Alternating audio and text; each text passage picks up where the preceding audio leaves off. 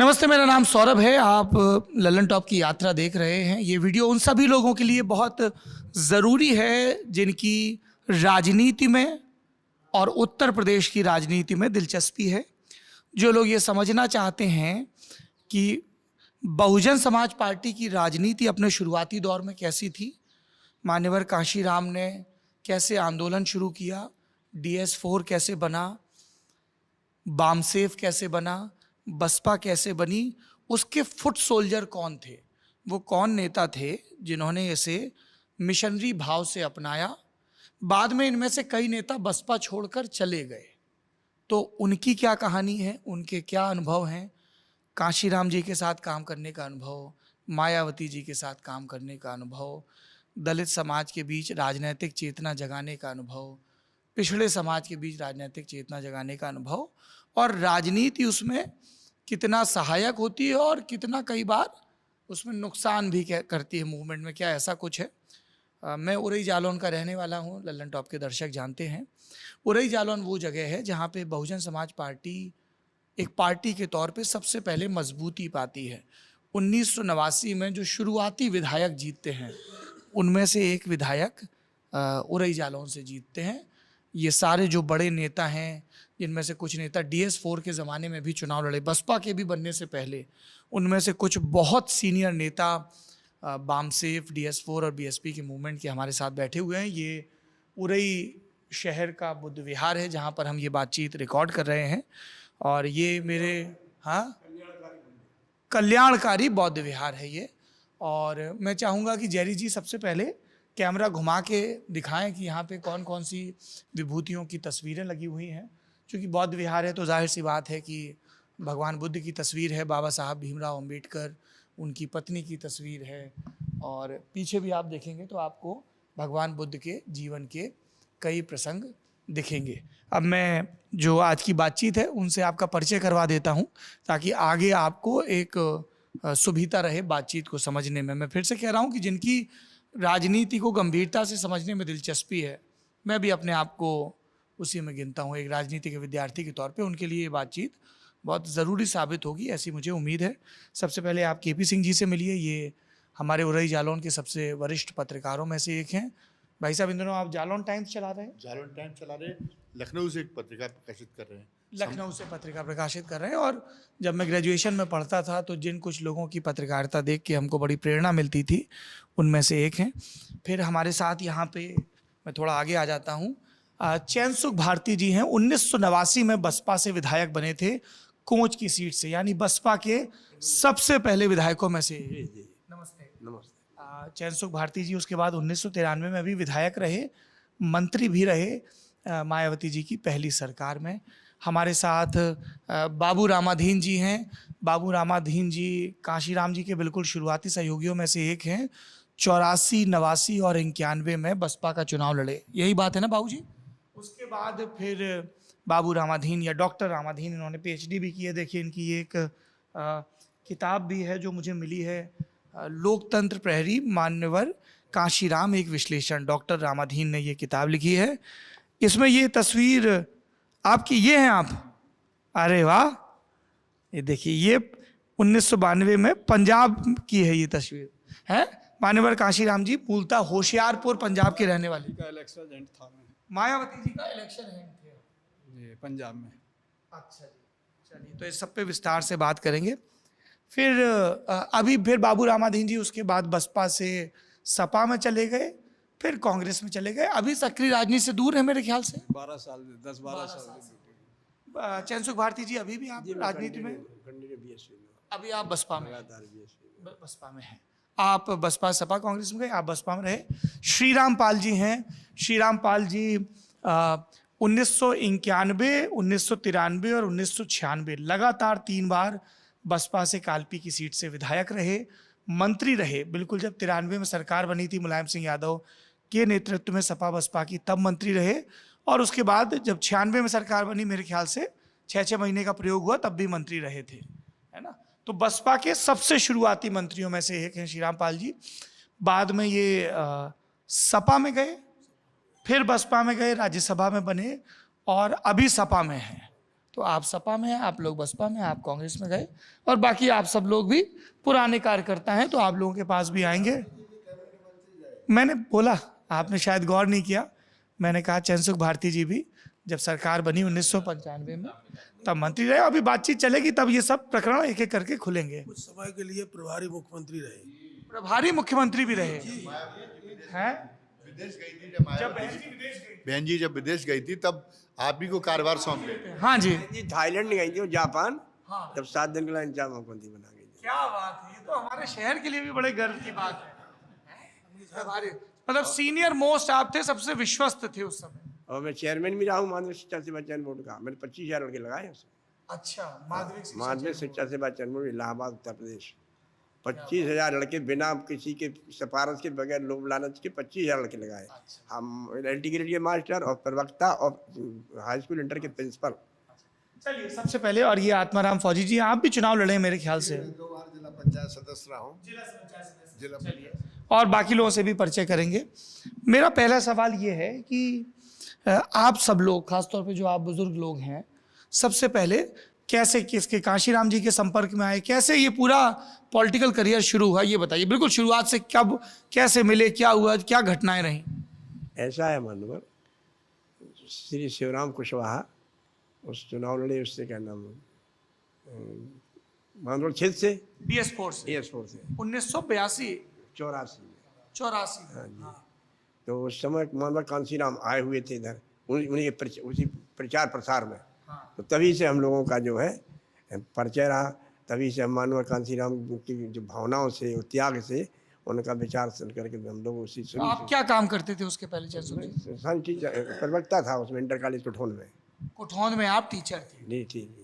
तो आपको क्या खबर मिली कि आ रहे हैं ऐसे कोई नेता है? मतलब मैं वो थोड़ा घटनाएं जानना चाहता हूँ। मानवर ऐसा है, मानवर रामाधीन बाबू हमारे इधर जाते थे। अच्छा, बाबूजी पहले से जुड़े हुए थे वहाँ, तब पार्टी का कोई चुनाव नहीं हुआ था, लेकिन जुड़े थे। और वीरेंद्र, भूतपूर्व BDO वीरेंद्र थे, तो वो भी हमारे पास आते थे। तो कभी मीटिंग दिल्ली लखनऊ में हुई तो ये लोग हमें सहारा देते कि आप जरा एक गाड़ी बना करके ले चलिएगा। तो हम लोग जो है बाबू रामाधीन और वीरेंद्र जी के साथ मिल करके हमारा बाबू साहब से ही परिचय हुआ, मानव कांसीराम से भी। हाँ, तो जब वो यहाँ आए शिवराम कुशवाहा जी के चुनाव में 84 में, तो उन्होंने कई मीटिंग की, तो उस समय से हम लोग और उनसे जुड़ गए और उनके विचारों से जुड़ गए। आप 84 से जुड़े। बाबूजी आप कब से जुड़े हैं इस पूरे मूवमेंट से? नहीं, हम तो जुड़े हैं 79 से ही, बाम से और DS4 से भी जुड़ा। नहीं तो उससे वही तो बताइए, सबसे पहले कब जुड़े? हम तो शुरू से, स्टार्टिंग से जुड़े हैं, जब से बना है? जब से बनी है PSP। और हम हाँ, आप बताइए कैसे शुरुआत हुई यहाँ पे, बाम से, DS4 और फिर बसपा? ये कांसीराम साहब ने जब ये बामसे बनाई 6 दिसंबर 1978 को, तो उसको लेकर के ये पूरे देश भर में घूमे। तो झांसी आए हुए थे, तो झांसी आए तो यहाँ पर पहले हमारे पुराने साथी थे दीनदयाल बैरागी जी, रामदास भारती जी, ये पहले से जुड़े हुए थे अम्बेडकरवाद से। तो इनको ये लगा कि वहाँ पर कांसीराम नाम का कोई व्यक्ति आया है जिसने पूरे देश भर में अम्बेडकर साहब के मिशन को आगे बढ़ाने की कसम खाई है। तो वो संकल्प लिया है। तो वो लोग गए तो उनके साथ में हम भी चले गए। वहाँ जा कर के उनसे मुलाकात हुई, उनके थॉट को समझा। आप क्या करते थे तब? हम DB डिग्री कॉलेज में अकाउंट सेक्शन में थे। हाँ, DVC में? DVC में। हाँ, मैं वहीं का पढ़ा हुआ। हाँ, तो वहाँ पर आप उस समय रहे होंगे, तो उस समय में रहा। तो वहाँ पर जब हमने झांसी में उनको सुना, उनको समझा, तो मुझे ये कहने में गौरव महसूस होता है कि उनके उस थॉट को यहाँ पर, क्योंकि उनका थॉट था सीमित साधन का प्रयोग। कांसीराम साहब ने जो करिश्मा किया है वो सीमित साधन से किया है। और जब रक्षा अनुसंधान केंद्र से वो अलग हुए, कहानी लंबी है, वो DRDO में थे। DRDO में, वहाँ वो कहेंगे तो ज़्यादा समय लग जाएगा, तो उसको हम छोड़ते हैं वहीं। तो वो उस समय तक बुद्ध को और बाबा साहब को नहीं जानते थे, कांसीराम जी नहीं जानते थे। कांसीराम जी के डिपार्टमेंट में ही दीना भाना थे। तो दीना भाना ने उस पर ऐतराज़ किया। संस्थान के जो अध्यक्ष थे उन्होंने दोनों छुट्टियां निरस्त करके उनको दीपावली और दशहरे में जोड़ दिया। और तो दीना भाना ने इसका विरोध किया। कांसीराम साहब के डिपार्टमेंट में थे वो 4th क्लास में, तो इनको ये लगा कि ये है क्या मामला। उनको फिर बाद में सस्पेंड भी कर दिया। सस्पेंड कर दिया तो फिर ये कांसीराम साहब ने जब ये समझा कि बाबा डॉक्टर अंबेडकर और बुद्ध ने ऐसा क्या अनर्थ किया था जिस वजह से ये छुट्टी निरस्त कर दी, क्या अपराध उन्होंने किया है, तो ये उनके दिमाग में ये प्रश्न गूंजता रहा। फिर ये बात रक्षा मंत्रालय तक कांसीराम जी ले गए और दीना भाना को बहाल कराया। बहाल कराने के बाद फिर उनको ये लगा ये कि ये कोई गंभीर मामला है, कोई बहुत बड़े ये लोग हैं जिन्होंने कुछ काम किया है। तो डी के खापर्डे नाम के उनके एक साथी थे उसी विभाग में, तो उन्होंने उनको एक किताब दी, जातिभेद का उच्छेद। जातिभेद के उच्छेद को कांसीराम जी ने कई बार पढ़ा, वो बताया करते थे, कई बार पढ़ा। तो उससे ये निष्कर्ष निकला। तो उन्होंने कहा कि ये हट्टे कट्टे थे, पंजाबी जवान थे और जिम खाना में रहते थे जहाँ प्रॉस्परस संपन्न लोग रहा करते थे, और ये रिजर्व सीट से नहीं आए थे, ये जनरल सीट से आए थे। तो वो इनका जाति का प्रमाण पत्र भी नहीं था। तो इन्होंने सोचा कि चूँकि बुद्ध ने और डॉक्टर अंबेडकर ने जाति का मूल नाश करने की बात कही है कि जाति ही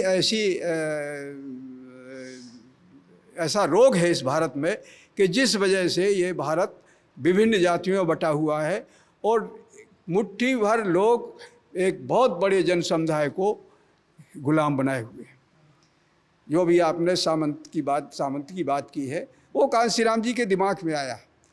तो कांसीराम साहब ने सोचा ऐसे ये काम नहीं हो सकता है।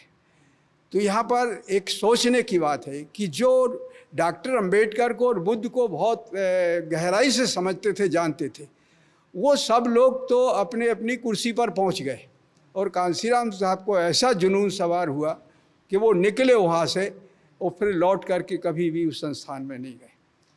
और उन्होंने संकल्प लिया ये कि जब तक हम जाति का मूल नाश नहीं कर देंगे तब तक हम चैन से नहीं रहेंगे। अब साधन क्या होना चाहिए? लोग कहते हैं कि बिना साधन के, बिना अर्थ के कुछ हो नहीं सकता है। तब कांसीराम साहब ने ये संकल्प उसी समय ये सोचा कि साधन संपन्न लोग तो हमें साधन संपन्न हो नहीं देंगे, तो हमें लड़ाई साधन जो हमारे सीमित साधन उन्हीं से लड़नी पड़ेगी। तो इन्होंने साइकिल ली। कभी साइकिल नहीं चलाई थी, साइकिल ली। पुस्तक में मैंने लिखा है 1922 में उन्होंने 1982 में उन्होंने बोला एक मीटिंग में कि वो अगर मैं 63 से लेकर के 78 तक प्रतिदिन 100 किलोमीटर साइकिल चला करके और पूरे पूना में ना घूमता तो आज ये दिन देखने को ना मिलता। जो सरकारी कर्मचारी बाबा साहब डॉक्टर अंबेडकर को धोखा दे के चले गए थे और डॉक्टर अंबेडकर रोए थे, वो सरकारी कर्मचारी डॉक्टर कांसीराम जी की इस कुर्बानी से ये उनका रेलिंग पॉइंट बना ये कि इस जुनून से इतने प्रभावित हुए कि पूरे सरकारी कर्मचारी अपनी नौकरी की परवाह किए बिना कांसीराम साहब से जुड़ गए और 6 दिसंबर 1978 को बामसेब का विधिवत गठन हुआ। तो कांसीराम साहब का सीमित साधन का वो मंत्र वो 78 में हमने सुना और आप जुड़े झांसी में जाके। झांसी में जुड़े और फिर उस मंत्र को, इतनी बात मैंने जो की है क्योंकि ये महत्वपूर्ण बात है। जिस तरीके से आप यहाँ के गौरव हैं, तो हमारे यहाँ की जो साथी बैठे हुए हैं, हमारा स्वयं का इसमें ये नहीं है कि हमने स्वयं ने ये तीर चलाया है। हकीकत में यह है कि हमारे ये सभी लोग बैठे हुए हैं, इनके अंदर वो जुनून पैदा हुआ कि 1983 में जब कांसीराम साहब पहली बार यहाँ आए, पहली बार हो रही 1983 में जब आए तो टाउन हॉल मैदान में मंच से बोला कि मैं पूरे देश में घूम करके आया हूँ और पूरे देश के हालातों को देखा है, लेकिन जब मैं उरई में आया तो उरई के लोगों का जुनून और उत्साह देख करके मैं दावे से कह सकता हूँ, मुझे कहते हुए गौरव महसूस हो रहा है कि उरई इंडिया की नंबर 1 की टीम है। तो वो जो फिर हमारे अंदर एक भूत और सवार हो गया, ये हम सभी के बीच में, कि अब ये नंबर 1 उरई का जाना नहीं चाहिए। 89 का चुनाव हुआ, 84 में बीएसपी बनी थी, हम लोग नहीं काम कर पाए थे, ना भारती जी ना पाल साहब ने, ये कोई हम लोगों को जितना काम किया था। लेकिन 84 के बाद, 84 में आप देखेंगे बिलाप प्रमुख से लेकर के और राम सेवक जी केंद्रीय मंत्री थे, एमएलए एमपी मंत्री सभी कुछ कांग्रेस में था। और केवल 4 साल के पीरियड में, 4 वर्ष के पीरियड में जालौन के लोगों ने, कार्यकर्ताओं ने उनके अंदर वो जुनून सवार हुआ कि 4 साल में पूरा का पूरा डिस्ट्रिक्ट उन्होंने नीला कर दिया। ये 78 से लेके 89 का पीरियड था कि जब जालौन को कांसीराम में बनाने का काम किया। ये पूरे भारत का आप सर्वे करें, पूरे भारत का सर्वे करें। कांसीराम साहब का जो सीमित साधन का जो मंत्र था, सीमित साधन का सिद्धांत था, ये मंत्र उन्होंने पूरे देश में दिया, लेकिन कहीं पर भी ये रिजल्ट नहीं आया जो जनपद जालौन के कार्यकर्ताओं ने। चलिए इस पर भी और विस्तार से बात करेंगे। हमारे साथ श्रीराम पाल जी है। आप कब जुड़े इस मूवमेंट से? सन 82 से जुड़ा हूँ मैं। कैसे पता चला, क्या घटना घटी? 76 से मैं यहाँ से बीएड करके मध्य प्रदेश चला गया। मध्य प्रदेश के विदिशा जिले में हमारे बड़े भाई थे, वहाँ से हमने एसएसएल जैन कॉलेज से एलएलबी किया। और जैसे एलएलबी कंप्लीट हुई तो वहाँ शिक्षा ट्राइबल एंड वेलफेयर डिपार्टमेंट में जगह निकली कुछ टीचर्स की। एमपी में अप्लाई कर दिया हमने, हमारा सिलेक्शन हो गया। तो 82 तक मैं डिस्ट्रिक्ट धार में रहा ट्राइबल में। 82 से हमने रिजाइन किया और फिर इधर आ गया। इस्तीफा दे दिया सरकारी नौकरी से? भाई ऐसा है, देखिए हम एलएलबी करके गए थे, बीएड थी ऑलरेडी। एक प्राइमरी स्कूल में हमारी लाइफ ही एक्सपायर हो रही थी ना वहाँ। अच्छा, प्राइमरी में जी। तो आपको लगा कि और मौके तो वहाँ से छोड़ करके हम लोग आए। हम सब लोग फिर धीरे धीरे उसी चैन में चलते गए। कैसे जानकारी मिली आपको इसके बारे में? आप आके यहाँ क्या वकालत करने लगे थे? हाँ, 82 में वकालत में शुरू कर दी थी। तो एक्चुअली 84 का जो चुनाव था, उस चुनाव में उरई से कैंडिडेट मिल गए। कौन थे? उरई क्या नाम था उनका? 84 में लड़े थे उरई से। 84 में से कौन? उरई से लाला राम जी लड़े थे। कौन? लाला राम जी कहाँ से लड़े थे? DS4 के कैंडिडेट थे। 84 की मैं बात कर रहा था।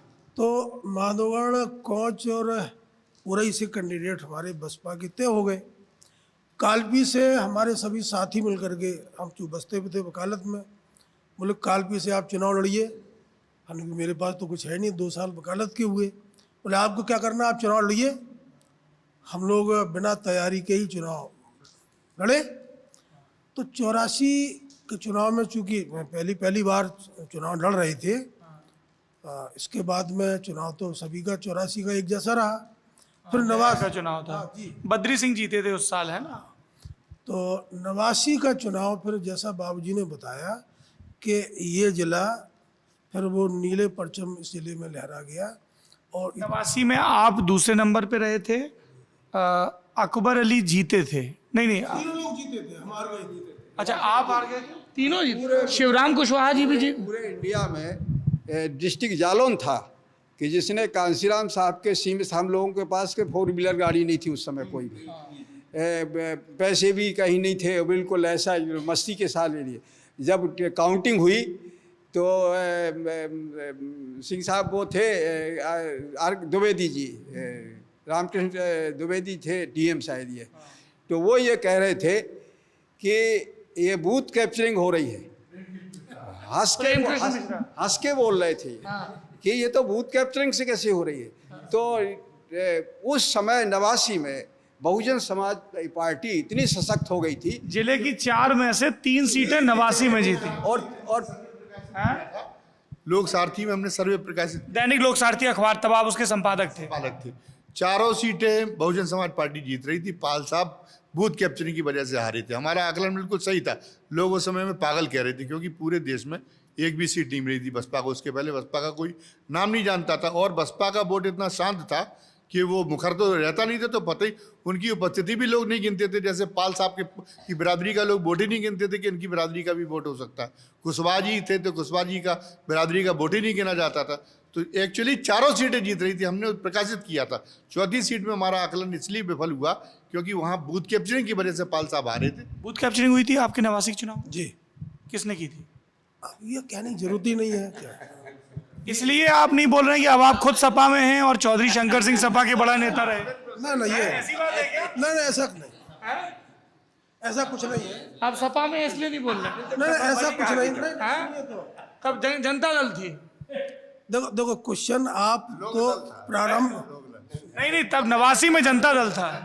क्वेश्चन आप प्रारंभ ये करो कि इस जिले में खास तौर से बुंदेलखंड में बीएसपी क्यों मजबूत हुई है, कैसे हुई है, ये मूल क्वेश्चन ये है, होना चाहिए आपका। इसलिए कि यहाँ इस जिले के कितने राजा कहीं नहीं थे। रामपुरा और गोपालपुरा, जगम्मनपुर और छोटे मोटे बहुत सारे राजा थे। सामाजिक गैर बराबरी और असमानता यहाँ बुंदेलखंड में रही है, और उसी के कारण लोगों ने अपना मुक्ति का रास्ता खोजा, और ये नज़र आया कि मानवर काशीराम और बीएसपी ऐसी पार्टी है जो सामंतों को दूर रखती है। यहाँ आम आदमी की पार्टी है, गरीबों की, पिछड़ों की, दलितों की पार्टी है, तो लोग एकदम जुड़े पर। अच्छा, सामंतवाद की हम बात इसलिए कर रहे हैं कि एक मीटिंग हम लोग मंगरौल में कर रहे थे। अच्छा। बाबूजी भी थे और हमारे बहुत साथी थे। उस समय मतलब लोग बाग मीटिंगों के माध्यम से तमाम पुरानी बातें कहा करते थे। बाबा साहब ने एक बार कहा कि जब हमारा समाज पढ़ लिख जाएगा तो डॉक्टर संपूर्णानंद सरी के उच्च ब्राह्मण दलित के जूतों के फीते खोलने से भी शर्माएंगे नहीं। ये जब कहा तो पर अब झकरा और लाठी बजी हमारे ऊपर। बाबूजी पिटे बहुत, हम भी पिटे, हमारे सब साथी पिटे, सब लोग थे, सब पिटे। हाँ, सबको झकरों से मारा, डंडों से मारा। गांव के बाहर हम लोग भाग कर आए। जगराजपुर में हम संग गए थे, मारे गए होते, गोली चल गई थी। जगराजपुर में क्या हुआ था? अरे गोली चल गई होती पाल साहब के ऊपर। क्या लालाराम गिरोह था उस समय, वो भी लगाया गया था, हम लोगों को घेर लिया था। क्या तब मीटिंग करने गए थे? तो नहीं, वैसे ही चुनाव में थे। तो हमारा कहने का मतलब ये है कि सामंतवाद, ऊंच नीच, असमानता, गैर बराबरी बुंदेलखंड में थी। उसी के कारण लोगों को मुक्ति का रास्ता बहुजन समाज पार्टी और एक मसीहा देवदूत मानवर काशीराम ही दिखाई दिए। क्योंकि इसके अलावा हमारे ख्याल में फिर उनके कई नारे उन्होंने दिए लोगों को, उसमें जब तक अमल होता रहा। किस तरह के नारे थे? जिनसे बैर है उनसे समझौता नहीं, और जिनसे समझौता है उनसे बैर नहीं, ये नारा उनका था। कांशीराम तेरी नेक कमाई तूने सोती कौम जगाई। काशीराम तेरी नेक कमाई तूने सोती कौम जगाई जी, ये नारा था। वो जो एक नारा बड़ा बोला जाता है कि तिलक तराजू और तलवार, नहीं, ये आरएसएस का नारा है। एक नारा है जो ये नारा कांशीराम जी ने लगाया। अब मैं पाल साहब, अब मैं आपको ये स्पष्ट बता दूं, डीवी डिग्री कॉलेज में जहां आप पढ़े हैं, मैंने 41 साल नौकरी की है, और 41 साल में केवल मैं अकेला था पूरे डिग्री कॉलेज में चमार जाति का, और वो भी करेला फिर नीम पे चढ़ा। मैं क्लेरिकल जॉब में था, प्रोफेसर नहीं था। और 41 साल में एक भी दिन का मेरा वेतन कॉलेज से नहीं कटा है। अगर मैंने ये नारा लगाया होता या बहुजन समाज पार्टी ने लगाया होता तो डॉक्टर यूएन शुक्ला जैसे, उदय नारायण शुक्ला कैसे कट्टर ब्राह्मण और उच्च कोटि के विद्वान, वो क्या कॉलेज से मुझे निकलने देते? कॉलेज के गेट से कोई नहीं जानता है कि मैं नौकरी भी करता रहा। और 41 साल किसी ने भी, पूरे कॉलेज ने खुले दिल से मेरा सपोर्ट किया। ये मैंने किताब में लिखा है। इसीलिए मैंने कहा देखिए, ये इसलिए को बदनाम करने के लिए इसलिए पंडित जी कि ये केवल कांशीराम साहब को और बहुजन समाज पार्टी को बदनाम करने के लिए आरएसएस ने ये नारा लगाया था।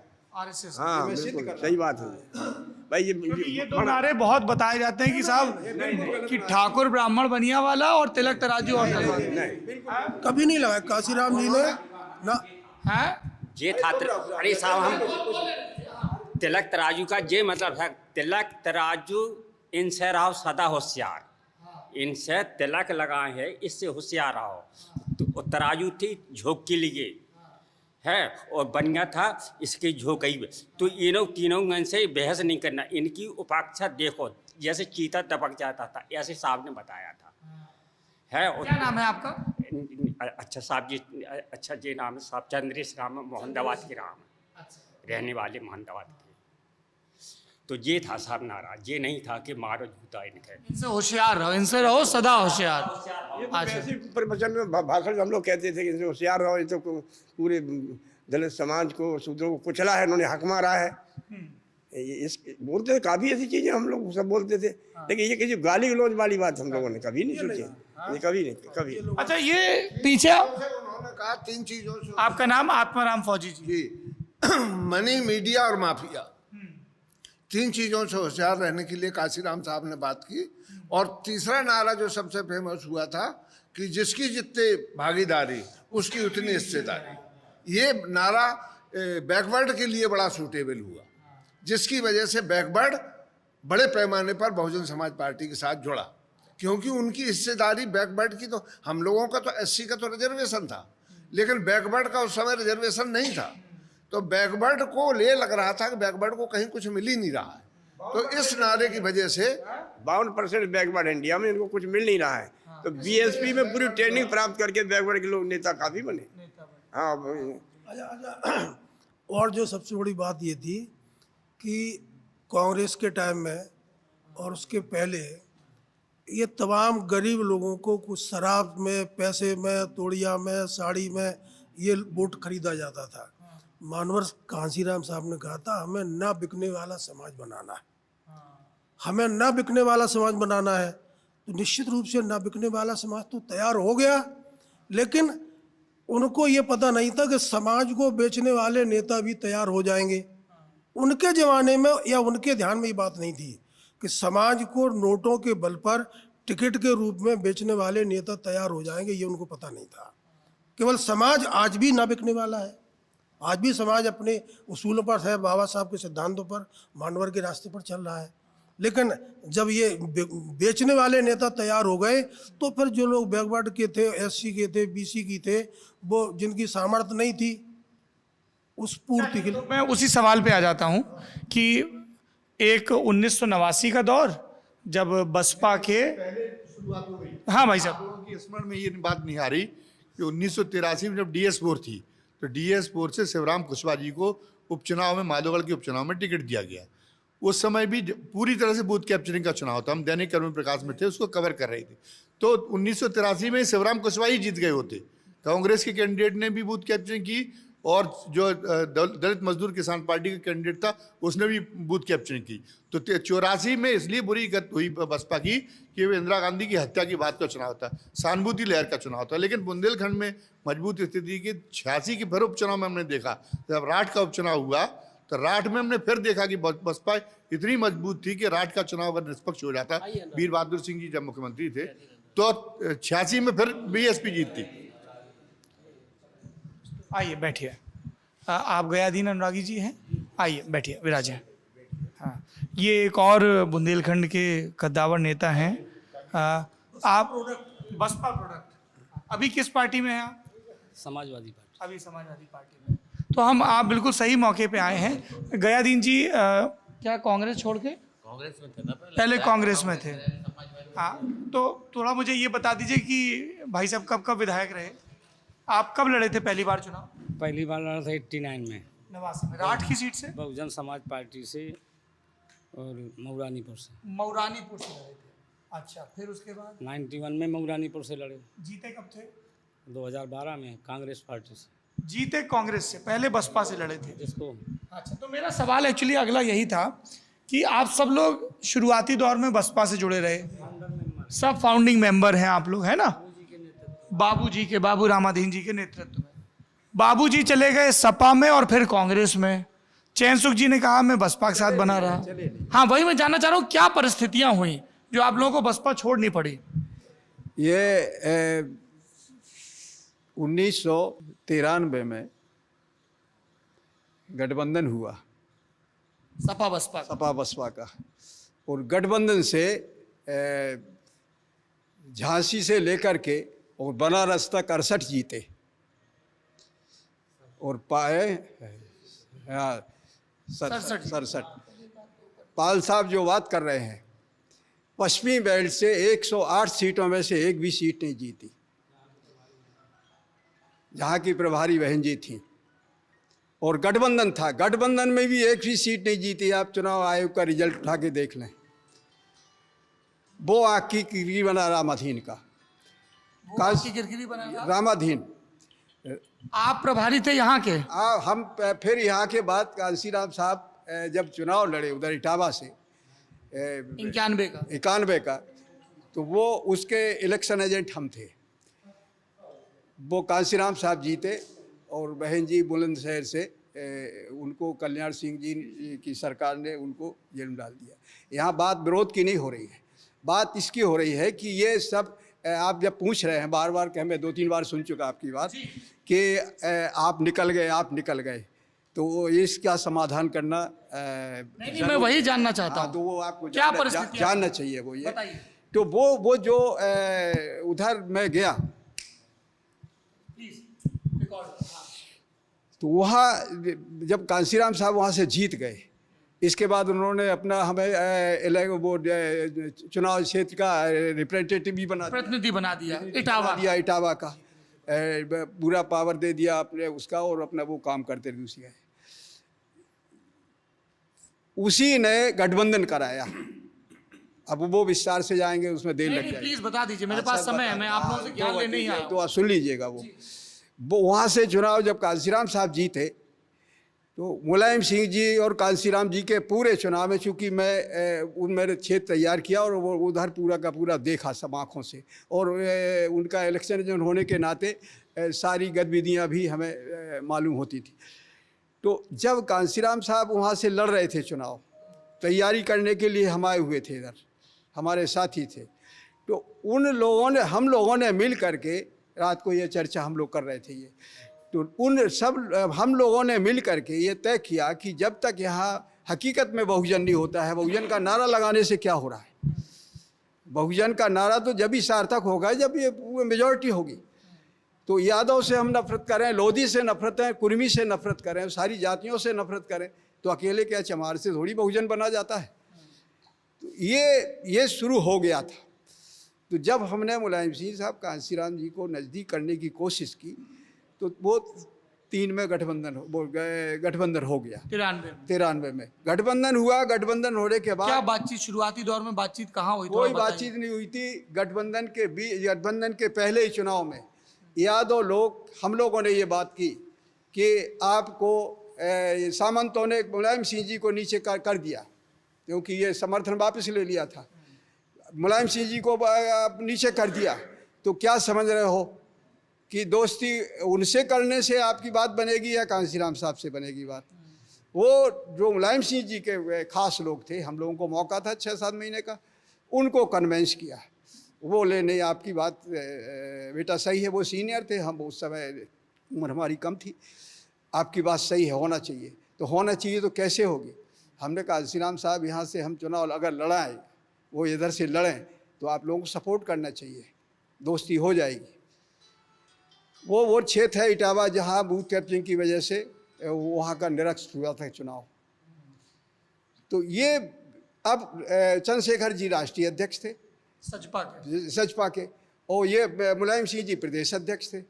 इनके ऊपर प्रेशर था, तो उन्होंने कहा कि आप ये तो बताओ ना कि हम कब मिले कांसीराम जी से, कहाँ बात हुई हमारी।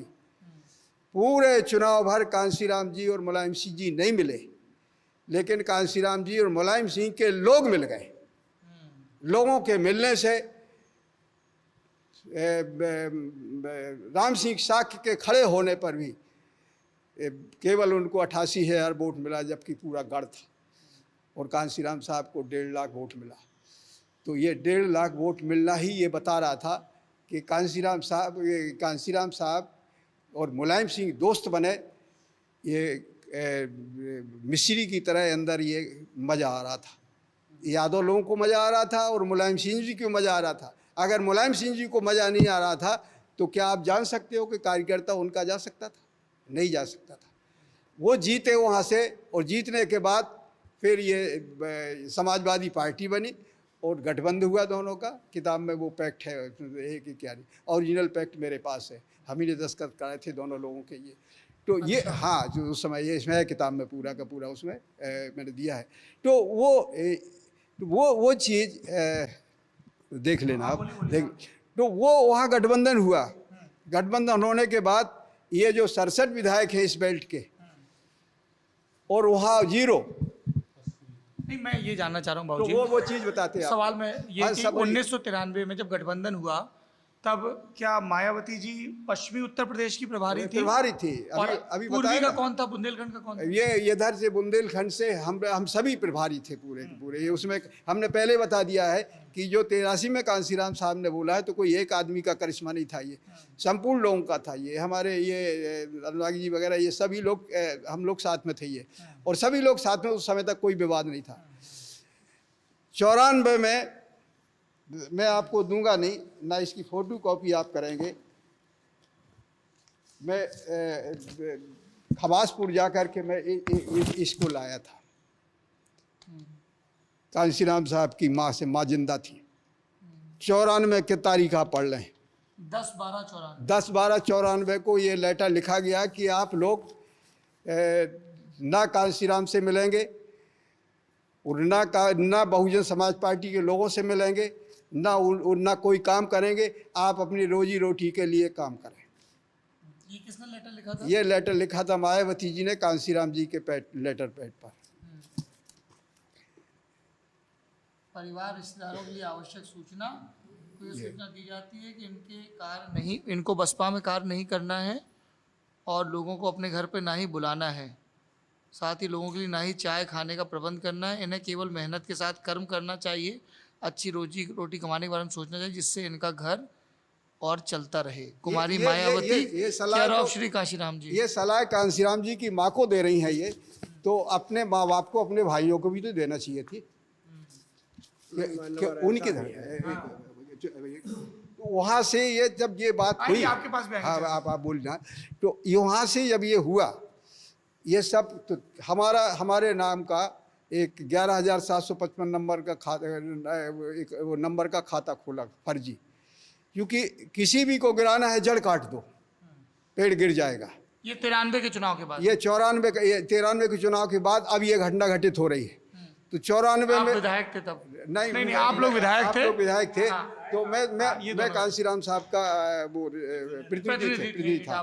तो वो वहाँ पर ये जब ये पहले तो ये उनकी माँ को लिखा गया ये लेटर कि आप ये हटो यहाँ से। फिर इसके बाद हम जैसे जितने भी लोग थे उनके ऊपर कुठाराघात हुआ।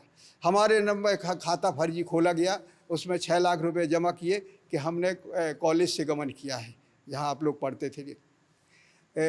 वो निकल गया, वो फर्जी खाता था उनका। इसके बाद फिर ये हमें पता चला कि सपा बसपा गठबंधन टूटने वाला है, भाजपा से समझौता होने वाला है। तो हमने वो इसमें लिखा हुआ है, वो पूरा उसका ही हमने 67 विधायकों में से 36 विधायकों के दस्तखत कराए कि ये मायावती जी के इस काम से हम लोग सहमत नहीं हैं। सपा से गठबंधन नहीं तोड़ना चाहिए ये। तो वो उसमें कहा। तो ये दूसरा उस समय कांसीराम साहब को हार्ट अटैक हो गया। हार्ट अटैक हुआ, गठबंधन टूटा पूरा। वो वहाँ भर्ती थे जहाँ भाजपा के नेता मिले जाते मुरली मल्होत्रा के मार्फत हार्ट सेंटर में एस्कार्ट में थे, वहीं पे मुलाकात हुई थी ना। पूरा डिटेल आपको किताब में मिल जाएगा ये। तो वो साक्ष्य है। तो वो पंजाब, अगर वो जापान में ना जाते उस समय बाईपास सर्जरी कराने के लिए, यहीं रहते, जो मुश्किल पड़ जाती उनकी लाइफ बचाने की। वो बिंदु फिर हुआ, विवादित हुआ। फिर मुझे पार्टी में रहने का कोई औचित्य नहीं, वो निकाल दिया गया। ये किस कब की बात है ये 95 की है। 95 में हमें पार्टी से सरकार बनने के बाद फिर ये सारी घटनाओं से, वो तो शुरू तो हमारे ऊपर जब से शुरू हो गया था, जब ये उनकी माँ को ये लेटर लिखा। क्योंकि कांसीराम अगर अकेले नहीं रहते तो उनको तोड़ा नहीं जा सकता है। इस सिद्धांत के तहत हमेशा इस काम हो रहा है, लेकिन भोले भाले लोग हैं, नहीं समझ में आ रहा है। मैं मायावती जी के विरोध में बिल्कुल नहीं बोल रहा हूँ। आज भी मैं कह रहा हूँ कांशीराम जी के सिद्धांत पर ही इन गुलामों को इंसान की ज़िंदगी मिल सकती है, बाकी किसी भी सिद्धांत से इनको। आपने जब बसपा छोड़ी तब कांशीराम जी ने कहा नहीं, आप तो इतने पुराने साथी थे उनके। असली बात ये आती है, एक सेकंड, कि ये लगने लगा था कि मानवर कांशीराम जी के उत्तराधिकारी बाबू रामाधीन होंगे, इसलिए सब कुछ इनके साथ में किया गया। पार्टी से हटाने का, ब्लेम लगाने का पूरा जो था, सिर्फ ये उत्तराधिकारी ना हो जाए मानवर के, इसलिए इनको हटना पड़ा, हटाया गया। एक दुर्भाग्य और हुआ, वो गैप हो गया आपका।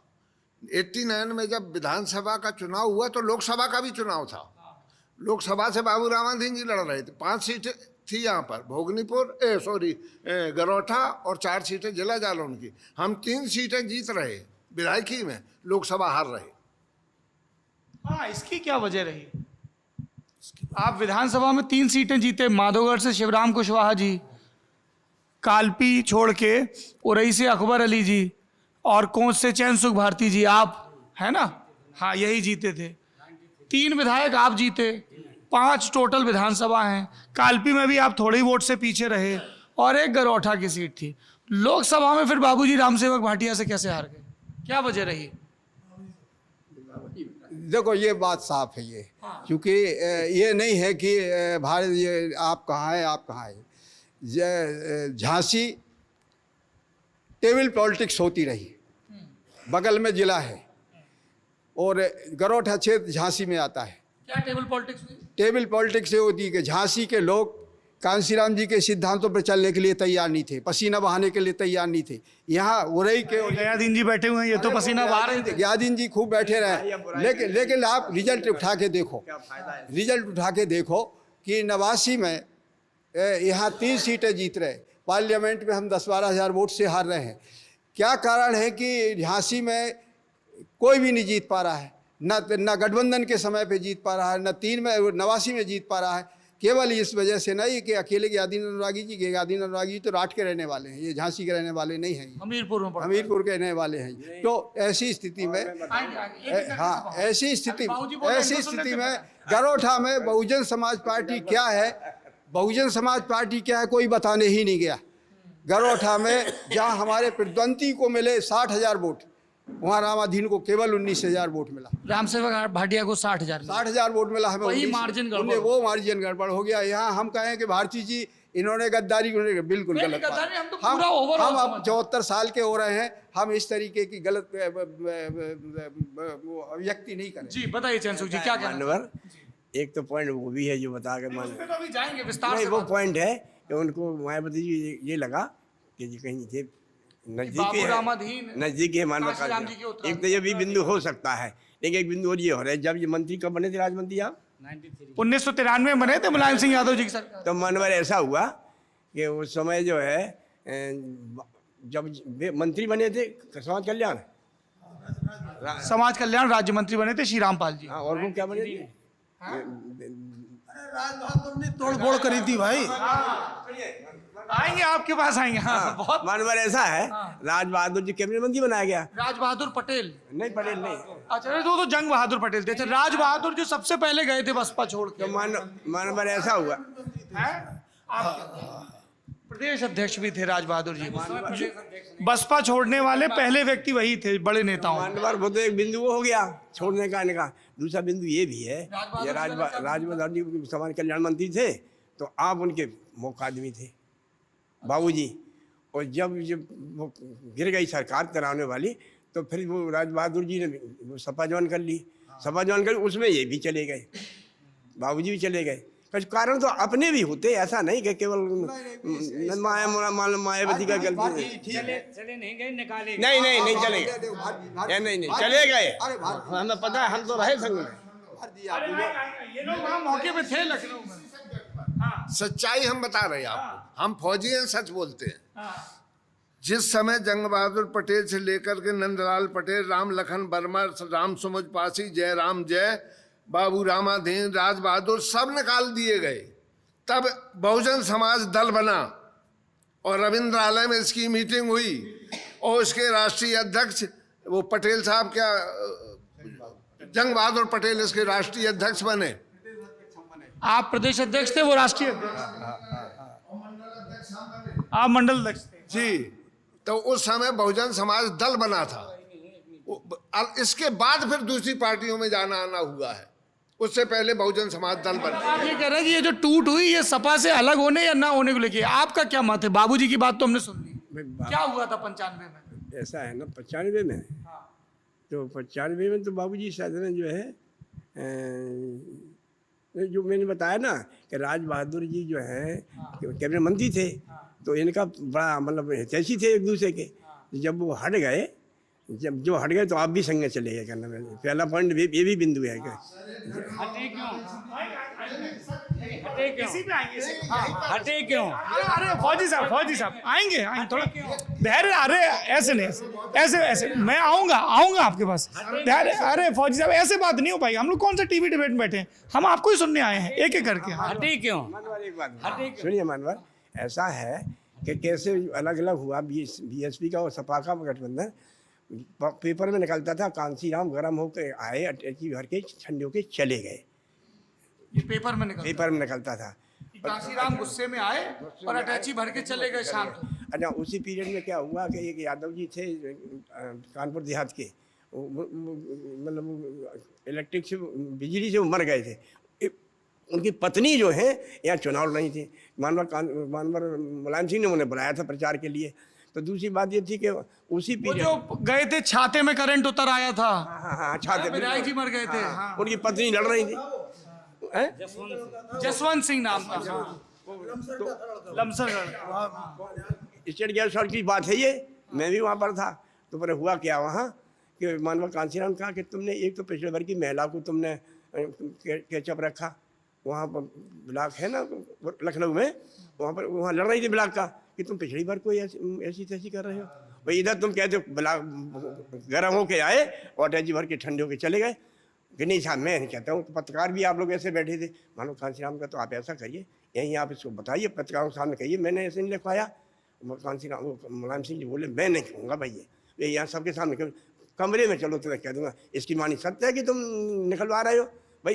जब झूठी बात है तो आप कैसे? आपने ने कहा कि अखबारों में कौन दे रहा है, तुम मुख्यमंत्री हो। मुख्यमंत्री हो नहीं, जब आप यहाँ नहीं कह सकते इसकी मानी, आप कमरे में कह सकते, यहाँ नहीं कह सकते, तो फिर तो झूठी बात होनी सही बात है ये। आप क्यों पार्टी को तोड़ रहे? हमारा आपका समझौता है ना कि पार्टी तोड़ने का समझौता है। तो जब ऐसी उन्नत बात के तो भाई हमारा आपका ऐसा गठबंधन नहीं चलेगा। इस तरह से सपा से गठबंधन खत्म हो गया और भाजपा ने 4 महीने के लिए सहयोग कर दिया। ये बातें कई बार अच्छा हाँ, अब आप गठबंधन तोड़ने की कई बार कोशिश अब जिन लोगों ने करी वो हम नहीं जानते हैं। मानवर का हम हमेशा रहते थे, जब वो प्रेस बुलाते थे या सब विधायकों को बैठाते थे, उन्होंने स्पष्ट कई बार कहा हाँ जी कि मुलायम सिंह को बनाए रखना है, ये भारतीय जनता पार्टी का रोड़ा है, इसको बनाकर रखना है। अगर इसको हटा देते हैं तो भारतीय जनता पार्टी हावी हो जाएगी, इसलिए मुलायम की सरकार को मुलायम को बना करके रखना है। ये तमाम जो कहाँ से सरकार तोड़ने का, गठबंधन तोड़ने का जो प्रयास हो रहा तो जब वो ये कह रहे थे तो फिर वो बसपा ने भाजपा के साथ अब दूसरी ताकतें थी जो जैसे बाबूजी भुक्तभोगी है, कहाँ से टूटी, कहाँ से सब कुछ हुई, और तमाम कारण थे, तमाम कारक थे कि जो बीएसपी जो खड़ी हुई, जो मूवमेंट था, जो मूवमेंट चलाया गया 1585 का नारा दे करके ये मूवमेंट चला, तो जो सपा बसपा का गठबंधन था जब वो टूटा तो ये बाबूजी खिलाफ थे, जंग बहादुर पटेल जी खिलाफ थे, हम लोग खिलाफ थे कि जिस विचारधारा को लेकर पार्टी बनाई थी, जिनके खिलाफ पार्टी बनाई थी, उन्हीं के साथ गठबंधन करके आप सरकार बना रही हैं। उसमें जंग बहादुर पटेल को निकाला गया, हमको निकाला गया, बाबूजी को निकाला गया। जी अब बताइए। एक्चुअली में बाई इलेक्शन यहाँ हुआ, गया प्रसाद जी सांसद खत्म हो गए, यहाँ बाई इलेक्शन डिक्लेयर हो गया। शुरुआती बात बता रहा हूँ, बाबू रामाधीन जी को पार्टी से निष्कासन, उसमें षड्यंत्र तो बहुत लोगों का था, क्योंकि बाबूजी आफ्टर काशीराम 2 ही आदमी थे, राज बहादुर जी और बाबू रामाधीन जी। इसके अलावा तीसरा कोई व्यक्ति नहीं था दूसरी लाइन पर, या बहन जी थी मायावती जी। जब बाई इलेक्शन डिक्लेयर हुआ है उस समय तक मायावती जी काशीराम को कन्विंस करने में पूरी तरह से सक्षम हो चुकी थी। और मानवर काशीराम साहब ने जितने में सनदी लोग थे, 10 तारीख को बेगम हजरत महल पार्क में दलित मुस्लिम एकता रैली बुलाई थी और उसमें एक चैलेंज किया था उन्होंने कि जो भी हमारे साथ रहना चाहता है वो आ जाए और जो हमारे साथ नहीं रहना चाहता है वो दूध की मक्खी की तरह चला जाए। जब बाई इलेक्शन डिक्लेयर हुआ, चंद्रशेखर सेठ का लोकसभा सदस्य का प्रत्याशी बनाया गया, इलाहाबाद में मीटिंग में मैंने विरोध किया तो मुझे लाठी मार करके भगवाया गया मायावती जी ने। इसके बाद जब मानवर काशीराम साहब यहाँ आए तो इंस्पेक्शन हाउस में मैंने जब कहा कि साहब ये सीट आप इसमें रख करके, थाली में रख करके आप बीजेपी को दे रहे हैं, चंद्रशेखर सेठ चुनाव नहीं जीतेगा, चुनाव जीतेगा तो बाबू रामाधीन जीत सकता है। तो साहब ने एक शब्द कहा था, सब लोग खड़े थे कि दलित वो पीला पत्ता है पेड़ का, वो गिर गया है। प्रेस कॉन्फ्रेंस में कहा था ये, तो हम लोग ये पूछा था उस समय। स्थानीय, थोड़ा आपको भ्रम, स्थानीय निकाय के चुनाव हो रहे थे तो काशीराम जी आए, कालपी की सभा करने के बाद नाइट डिस्ट्री उन्होंने किया, सुबह उन्होंने प्रेस कॉन्फ्रेंस की।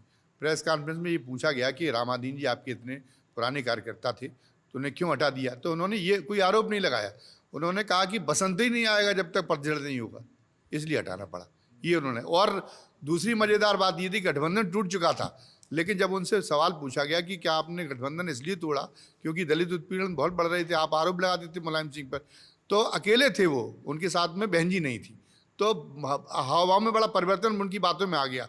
यहाँ उन्होंने मुलायम सिंह के प्रति बड़ी सहानुभूति दिखाई, उन्होंने कहा कि मैं ये कहता था मुलायम सिंह से कि मीडिया मनुवादी है, इसलिए तुम्हारे कार्यकाल में अगर दलित उत्पीड़न की छोटी घटना भी होगी तो बहुत हाईलाइट करके छापी जाएगी, लेकिन मैं इन्हें ये नहीं कहा कि दलित उत्पीड़न की घटनाएं बढ़ी हैं। और उन्होंने कहा कि मैं आज भी गठबंधन टूटने के बाद में भी मुलायम सिंह को बहुजन समाज का अंग मानता हूँ।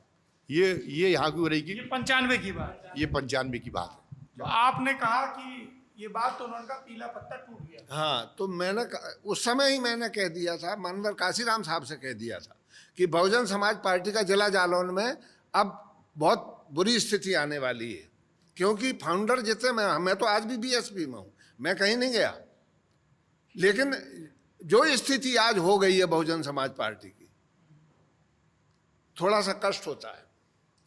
मानवर लाभ लेके लोग छोड़ देते हैं, कछु आदमी तसल्ली तो होना चाहिए थोड़ी सी। इनको तसल्ली नहीं है, सही बात यही है। इनको श्रीराम पाल जी को तसल्ली नहीं थी, इन्होंने बसपा छोड़ दी। बताइए, मानवर को जो है लोग सब एमएलए 15 साल राज्य मंत्री रहे और जो है मानवर इनको फिर बुला करके इन्हें पहुंचा दिया कहाँ, राज्यसभा का सदस्य बना दिया। सुनिए मानवर फंड में गए थे, पैसा दे के गए थे, कितना पैसा फ्री फंड में नहीं गए थे। अब ऐसी रांधो ऐसी रांधो पूछ ले नहीं तो ऐसे अब तो जो तमाम मायावती को एकदम जो है, जो सच बात है वो सच। कमियां भी मानवर देखना है, ऐसा नहीं है। पैसे जो कह रहे पैसे भी तो 5 साल में बहुजन समाज पार्टी से कमाए थे। मंत्री जी 3 बार मंत्री रहे। 5-5 रुपया में वकालत कराते, 5 रुपए में करते थे। कालपी में जो पैसे की बात कर रहे, पैसा भी बहुजन समाज पार्टी की मंत्री होने के बाद ही तो कमाए थे इन्होंने। बताइए, एक घटना बता रहा हूँ। बहन जी का जन्मदिन था, दिल्ली में सब लोगों को बुलाया गया था, हम मंत्री थे, कैबिनेट मंत्री थे। हमारी पासबुक में 65,000 रुपए थे। किस साल की बात है? 95 के लगभग थे, जब वो मेरे ख्याल में भाजपा की और बसपा की मिली।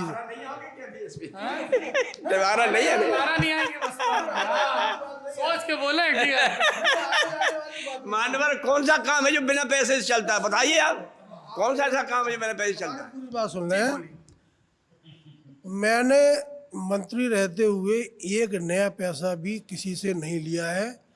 हम जब 65,000 रुपया ले गए और संग में पासबुक ले गए, बहन जी को दी हमने कि बहन जी जन्मदिन पे इतना है, तो वो खुद बैठ गई गिनने के लिए, बस इतना ही।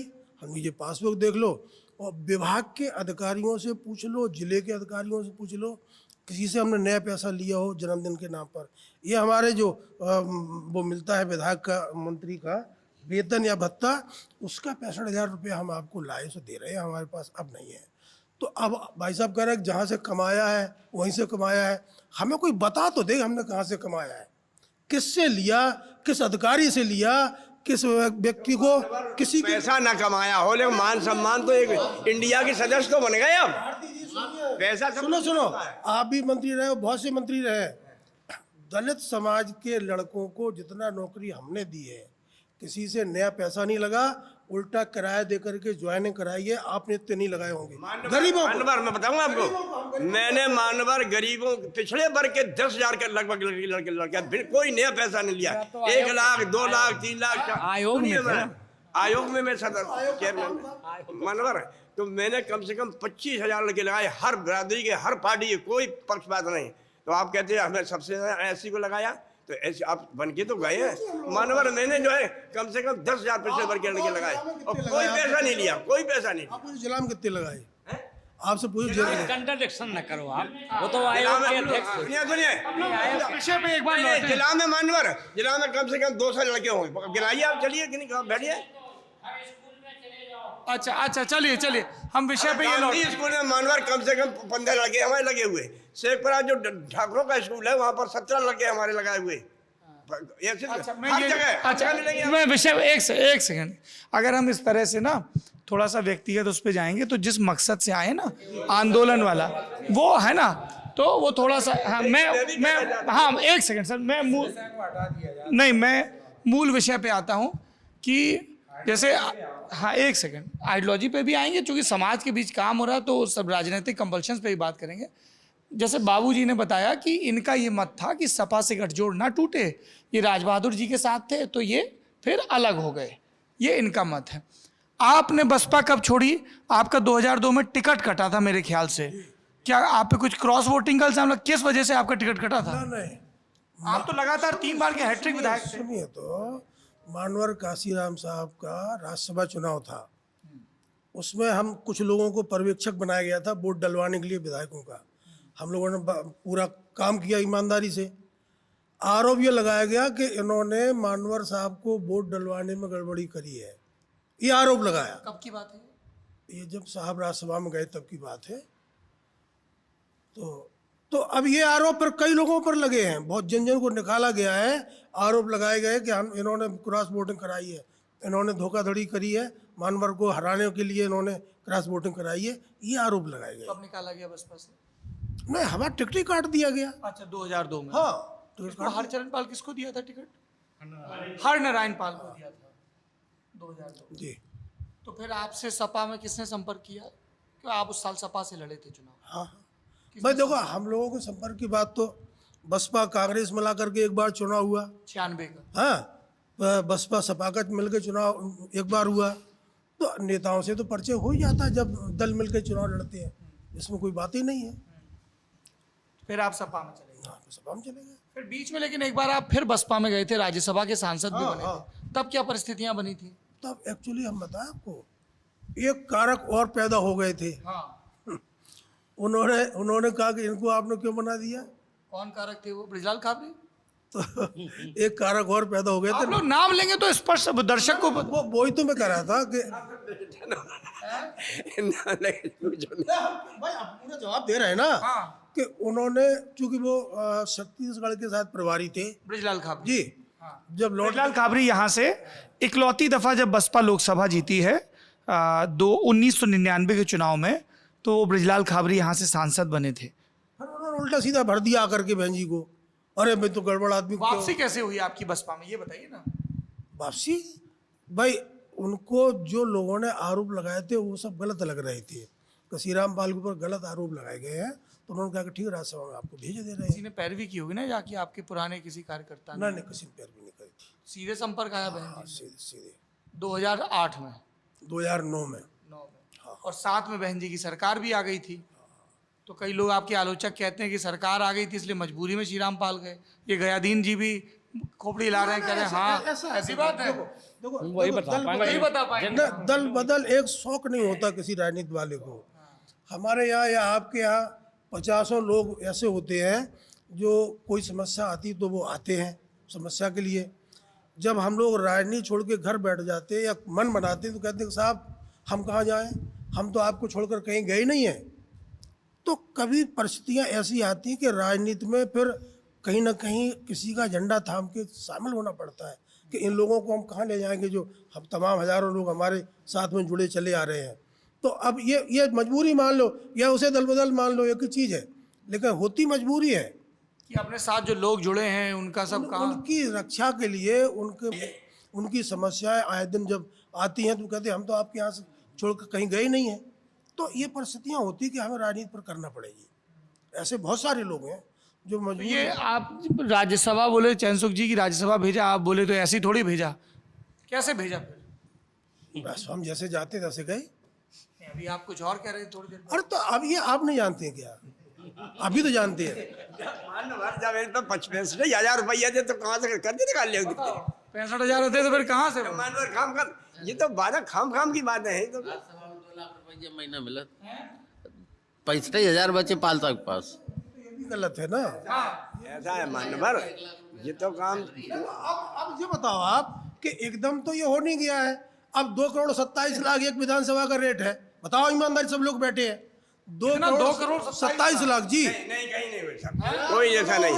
ये तो मानवर जब दूसरी पार्टी में चले गए तब बदनाम करने लगे। बहुजन समाज पार्टी से, माधोगढ़ से वो शीतल कुशवाहा के 2,27,00,000। कोई नहीं, ये तो सब दूसरी पार्टी में आक्षेप लगा रहे हैं। बिहार में बैठ के झूठ ना बोलो। आपने दिलाए, आपने दिए काट दे क्या? हम जमा हुए हैं और जमा हम कहते कि सभा तो जो है अच्छा एक सेकंड गया दिन जी से पूछ लेते हैं, क्या ये दोनों लोग दो अलग अलग बातें कह रहे हैं? आप बताओ आपका सच क्या है? समाज एक दर्पण है, शीशा है, आईने की तरह देखता है। शीशा में चेहरा देखो तो बोलेगा नहीं, तो सारा समाज जानता है क्या हो रहा है। मानवर ऐसा। आप क्यों छोड़ के गए बसपा, इनके साथ चले? निकाला गया 95 में। मैं नेशनल फर्टिलाइजर नंगल पंजाब में इलेक्ट्रिकल सुपरवाइजर था। मानवर साहब ने झांसी में मीटिंग ली पार्टी बनाने के पहले। उन्होंने कहा वो कौन लोग हैं जो होल टाइम समाज को देना चाहते हैं। नौकरी करोगे तो परिवार का पेट पालोगे, समाज की नौकरी करो।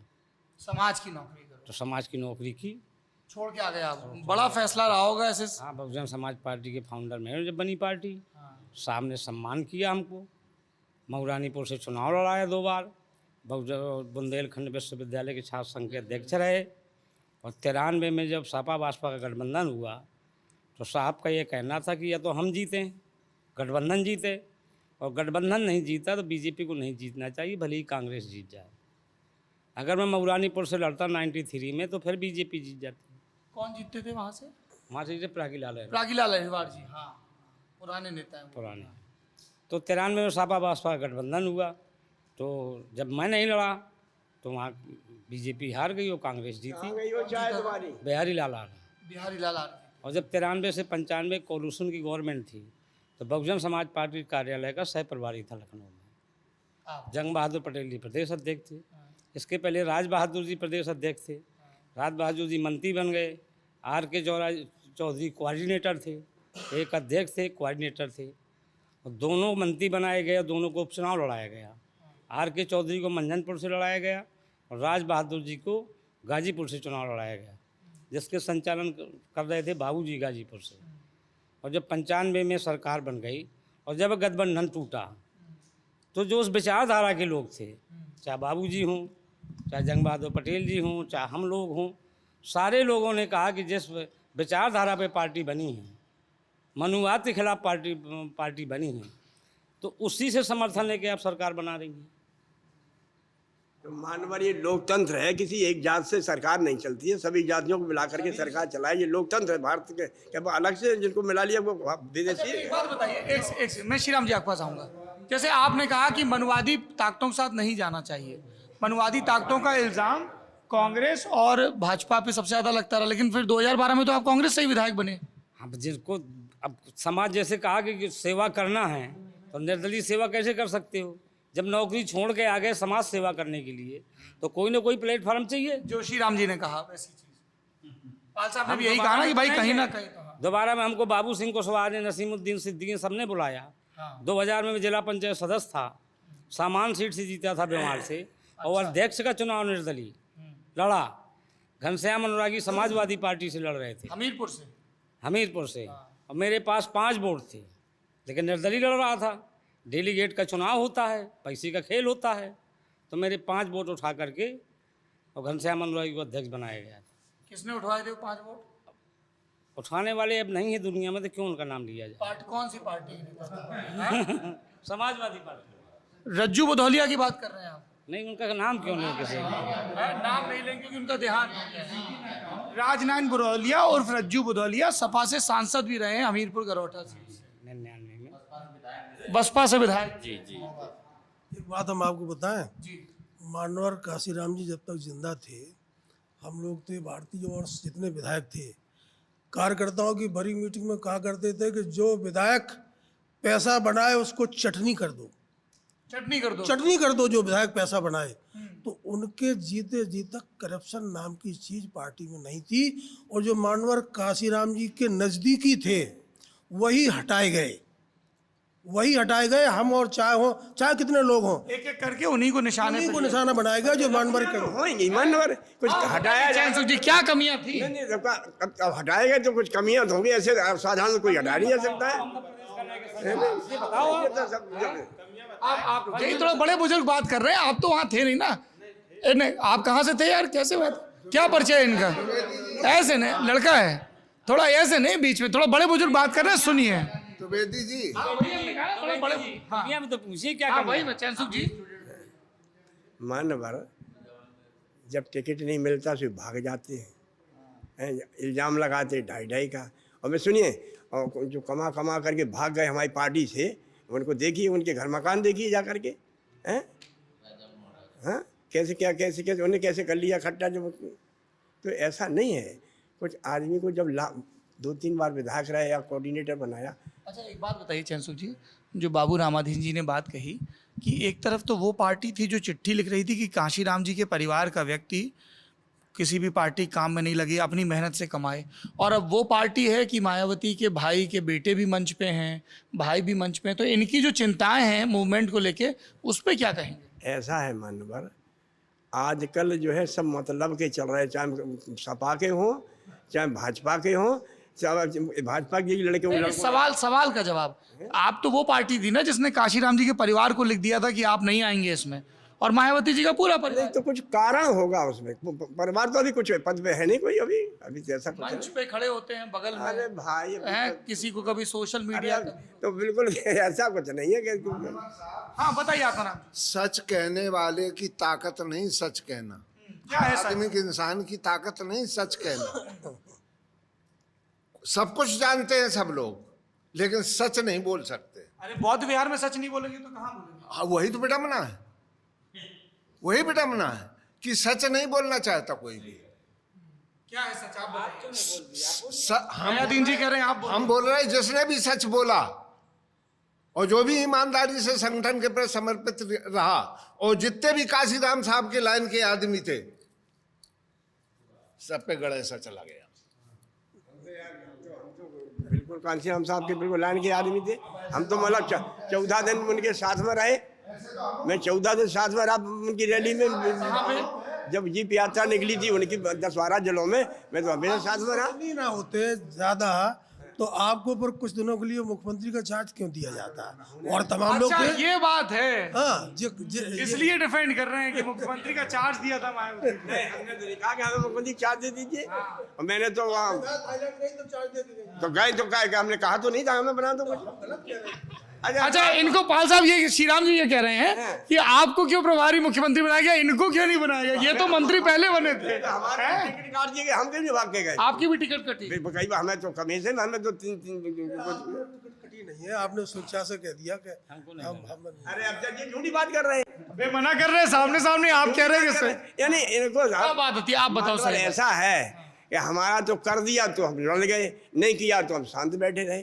हमें तो तृष्णा इतनी नहीं थी हमारे अंदर कि हम बिल्कुल बार बार लड़ जाए। तो मैं एक कंटेक्स्ट देता हूँ, एक सेकंड आत्माराम जी, एक सेकंड अभी लास्ट नहीं, अभी बहुत बातें करनी है आप लोगों से। एक मैं संदर्भ दे देता हूँ इस बातचीत को। उरई जालौन में 1989 में 4 सीटें थी हमारे यहाँ। उरई सुरक्षित सीट, कोंच, कालपी और माधोगढ़। सॉरी अब उरई सुरक्षित है, माफ करिएगा। तो हाँ चैनसुख जी वहीं से, एक से मैं करेक्ट कर रहा हूँ, गलती हो गई, बस सुधारने का मौका दीजिए। 4 सीटें थी, उरई, जालौन, कोंच और उरई, कोंच, माधोगढ़ और कालपी, 4 सीटें थी। उसमें कोंच की सुरक्षित सीट थी जहाँ पे 1989 में चैनसुख भारती जी जीते, 89 और 93 में। दूसरी सीट कालपी की थी जहाँ से श्रीराम पाल जी 91, 93 और 96 3 दफ़ा लगातार विधायकी का चुनाव जीते बसपा से। फिर माधोगढ़ की सीट से यहाँ से शिवराम कुशवाहा जी लड़ते थे चुनाव, है ना। 91 में केशव सिंह जीत गए थे और फिर 96 में संतराम जीते थे भाजपा से। 89 में 89 और 93 2 बार शिवराम कुशवाहा जी जीते, वो आ नहीं पाए हैं, उनके परिवार में किसी का एक्सीडेंट हो गया इसलिए। और उरई की जो सीट थी वहाँ से अकबर अली चुनाव लड़ते थे, 89 जीते, 91 हारे बाबूराम एमकॉम से, फिर 93 जीते और फिर 96 में हार गए हैं। 96 में मैं ये कह रहा हूँ कि 89 में 3 सीटें जीती बसपा, 91 में आई राम लहर, राम लहर का चुनाव था, तब सिर्फ कालपी की सीट जो 89 हार गए थे वो एक सीट जीत गए श्री रामपाल जी, और बाकी बूथ कैप्चरिंग नहीं होने दी थी हमारे जैसे लोगों ने, बहुत लड़ाई लड़ी थी। तो 91 में सिर्फ श्री रामपाल जी कालपी से जीते। उरई, माधोगढ़ और कोंच ये 3 सीटें हारे। माधोगढ़ से बीजेपी के केशव सिंह जीते, उरई से बीजेपी के बाबूराम जीते और कोंच से बीजेपी के भानु प्रताप वर्मा जीते। फिर 93 में हुआ सपा बसपा का गठबंधन, तो चारों सीटों पे बसपा जीती, एकदम क्लीन स्वीप हुआ। श्री रामपाल जी जीते, चैनसुख भारती जी जीते, माधोगढ़ से शिवराम जी जीते थे, शिवराम कुशवाहा जी जीते 93 में, और अकबर अली जीते उरई से। लेकिन 96 तक आते आते क्या हुआ, 96 तक आते आते बाबू रामाधीन जी जा चुके थे, एक बार बहन जी मुख्यमंत्री बन चुकी थी भाजपा के सहयोग से, तो 96 के चुनाव में श्री रामपाल जी फिर जीते, लेकिन बाकी सीटों पर वैसा नतीजा नहीं रहा। उरई से बाबूराम जी जीते थे, कोंच से कौन जीता था, दयाशंकर वर्मा जीते थे जो अभी सपा में हैं, दयाशंकर वर्मा जीते थे। और माधोगढ़ से कौन जीता था, संतराम सेंगर जीते थे। हाँ, तो 2 भाजपा के जीते, एक दयाशंकर जीते और एक श्री रामपाल जीते, और उसके बाद फिर एक एक करके आप लोग अलग हुए। मनोहर, एक बात और है कि जाको ज़्यादा विश्वास कर ले, ज़्यादा नज़दीकी हो जाए, वही आदमी कटिंग करता है। हमारे यहाँ आ गए बिलाल खाबरी जी, बाबूजी के चेला थे इनके, हाँ पक्के चेला थे, पक्के चेला, हाँ बाबूजी के सभी चेला थे, क्या कह रहे बाबूजी के चेले ही थे, बाबूजी के साथ रहते थे जितने भी काम करते। नहीं, और मनोहर ऐसा है, खाबरी तो डीवीसी से अध्यक्ष भी रहे, हाँ तो उनको भी तो बुलाने वाले थे, हार गए थे चुनाव, हाँ डीवीसी से चुनाव हार गए थे, हाँ चुनाव लड़े, और वो अम्बेडकर हॉस्टल में रहते थे, अम्बेडकर हॉस्टल में रहते थे, हाँ चुनाव मनोहर जितने निकाले गए, बहन जी ने ज़्यादा विश्वसनीय बना लिया खाबरी जी को, तो जितने हमारे ये निकाले गए दिग्गज, उनका हाथ ये बहन जी ने विश्वास कर लिया उनका, तो उनके ही हाथों से ज़्यादातर निकाले गए लोग। ब्रजलाल खाबरी, हाँ बिल्कुल सत्य बात बता। तो श्री रामपाल जी के निकलने में भी उनका हाथ है, उनका हाथ। अब जो माया, वो 99 में सांसद बन गए, आप विधायक थे, क्या वजह है बताइए। वजह यह है, तो राज्यसभा वाली सुनिए, वजह निकालने की यह है कि जो लोकसभा चुनाव 2009 का वो जीते थे खाबरी जी, 1999 का, एक्चुअली हम पैरवी कर रहे थे, भारती जी के टिकट पे पैरवी कर रहे थे। ले जे आपकी पैरवी कर रहे थे। सुनिए, अब नहीं आप चुप रहिए, आप क्या लें दो, बात बदल गई, आप क्या लें दो, हम एक्चुअली पैरवी कर रहे थे आपकी, चैनसुख भारती जी की, कि भारती जी को चुनाव लाया जाए, क्योंकि ये विधायक की हार गए थे 96। हाँ, अब इसके बाद में फिर ये खाबरी जी चुनाव जीत गए, तो खाबरी जी ने कहा देखो बहन जी, ये सीट हराना चाहते थे इसलिए भारती को लड़ने की बात कर रहे थे, हम जीत के आ गए, श्री रामपाल ये सीट हराना चाहते थे तभी भारती की बात कर रहे थे। तो पार्टी से निकाले जाने में जरा सा तो कार्ड होता ही है। अब एक चीज जे देखो, जे तो आपकी पैरवी कर रहे थे, आप इनकी पैरवी तो हम एक दूसरे का अब करे पहलू कर देते, और भी पहले करते, अब भी करते। एक चीज समझ में नहीं आ रही, एक चीज समझ में नहीं आ रही कि सारे दिग्गज नेता जितने थे वो माननीय भारती जी की 99 में सिफारिश कर रहे थे, बाबूजी बाहर हो चुके थे कि लोकसभा का टिकट भारती जी को मिले, और भारती जी का टिकट डिक्लेयर भी कर दिया था बहन जी ने, लेकिन फिर खाबरी का टिकट कैसे हुआ ये कोई नहीं बता रहा। हाँ, क्या खबर आई थी, आपका नाम क्या है, नाम बताइए पहले। नाम डॉक्टर देवेंद्र कुमार है। क्या करते हैं आप, एक सेकंड, अरे फौजी साहब एक सेकंड, क्या नहीं, पहले चूंकि आपका परिचय अभी तक नहीं हो पाया ना कैमरे पे, डॉक्टर देवेंद्र क्या करते हैं। मैं वामसेप संयोजक रहा हूँ यहाँ 2015 से 17 तक। बताइए क्या कह रहे हैं आप, भारती जी का टिकट डिक्लेयर हो गया। भारती जी का हो गया तब, ये सही है, और खबर भी आ गई थी कि भारती जी का हो गया, फिर दूसरे दिन खबर आ गई कि खाबरी जी का हो गया। और आप सपा से लड़ रहे थे उस साल? आप 96-98 लड़े हैं, 99 नहीं लड़े। कैसे हुआ? बताइए, आजकल वैसे किस पार्टी में है वो? आजकल कांग्रेस में है, गयादीन जी के साथ है। अच्छा, आप कांग्रेस से सपा में आ गए हैं। ये बड़ा कंफ्यूजन रहता है कि अभी कौन सी पार्टी में है। अभी हम 1 तारीख को आए। आप 1 तारीख को कांग्रेस छोड़ के सपा में आ गए। अच्छा, अभी जब ये राजा रामपाल जी, आप, ये सब लोग अब एक-एक करके आ रहे हैं, विनोद चतुर्वेदी यहाँ से, हाँ, कैसे हुआ?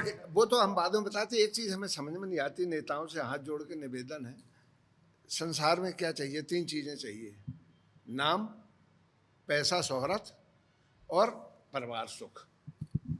राजनीति में जिन्होंने ये तीनों चीजें प्राप्त कर ली हैं, चाहे वो किसी भी दल से प्राप्त की हों,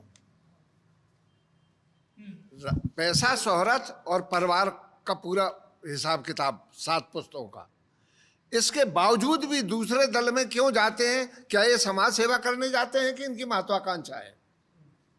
पैसे की बात करो, ज्ञानी अनुरागी। हाँ, एक सेकंड, क्या नाम है आपका? नहीं कहेंगे, रमेश धमनी। क्या करते हैं आप? मैं रिटायर्ड हुआ हूँ से निर्माण नगर से। बसपा से, बामसेफ से जुड़े हैं? हाँ, जुड़े रहा हूँ। बताइए, क्या कह रहे हैं?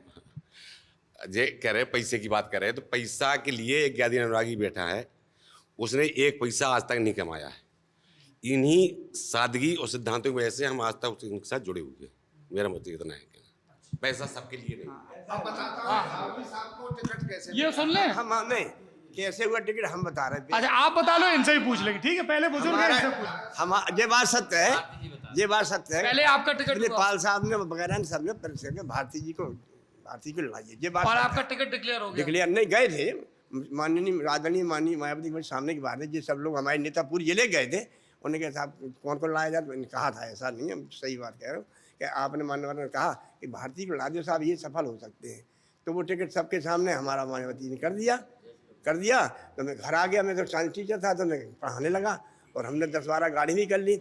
अब क्या हुआ कि बिजलाल खाबरी हमारे सामने आए, भारती जी हमारा टिकट हो जाए तो आपको परेशानी है। हमने कहा आपका हो जाए तो हमारा साथ दीजिए, और हमारा हो जाए तो आपका हो जाए हम साथ देंगे। इधर बहन जी करना चाहती थी बिजलाल खाबरी का। फिर आपका क्यों? सुनिए तो अब जहाँ से दबाव पड़ रहा था पूरे जिले के लोगों का, और लखनऊ में दबाव पड़ रहा था। तो ये हुआ कि बहन जी ने हमसे कहा कि हम लड़ाना, तो देखो हमारे नेता रामाधीन बाबू थे, बसंती बाबू थे, भी तो चले गए। हमें एरवाड़ समाज का वोट ज़्यादा है उधर, तो हमें एक नेता बनाना है। अध्यक्ष रह चुके थे बिजलाल खाबरी, तो हमें किस चीज़ के अध्यक्ष? बीएसपी के जिलाध्यक्ष रह चुके थे। हमें एक नेता बनाना है, आपको कष्ट ना हो, परेशानी ना हो।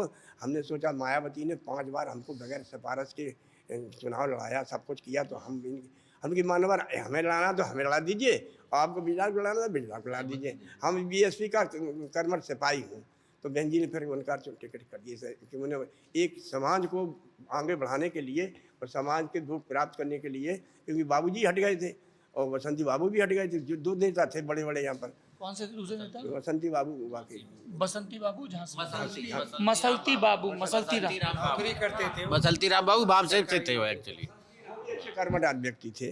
तो फिर हमने इस तरह से आपने मायावती जी से कहा कि हाँ, जो आपको जिसको करना उसे कर दीजिए। अब आत्माराम फौजी जी और श्री रामपाल जी से यही कहानी सुन लेते हैं। क्या सुनिए तो हटा दिए गए हम, फिर वापस हम पहुंच गए पार्टी में। इसके बाद ये विषयांतर हो जाएगा, पहले ये हम उसी क्रम में हटाए क्यों जाते हैं ये बता रहे हैं हम।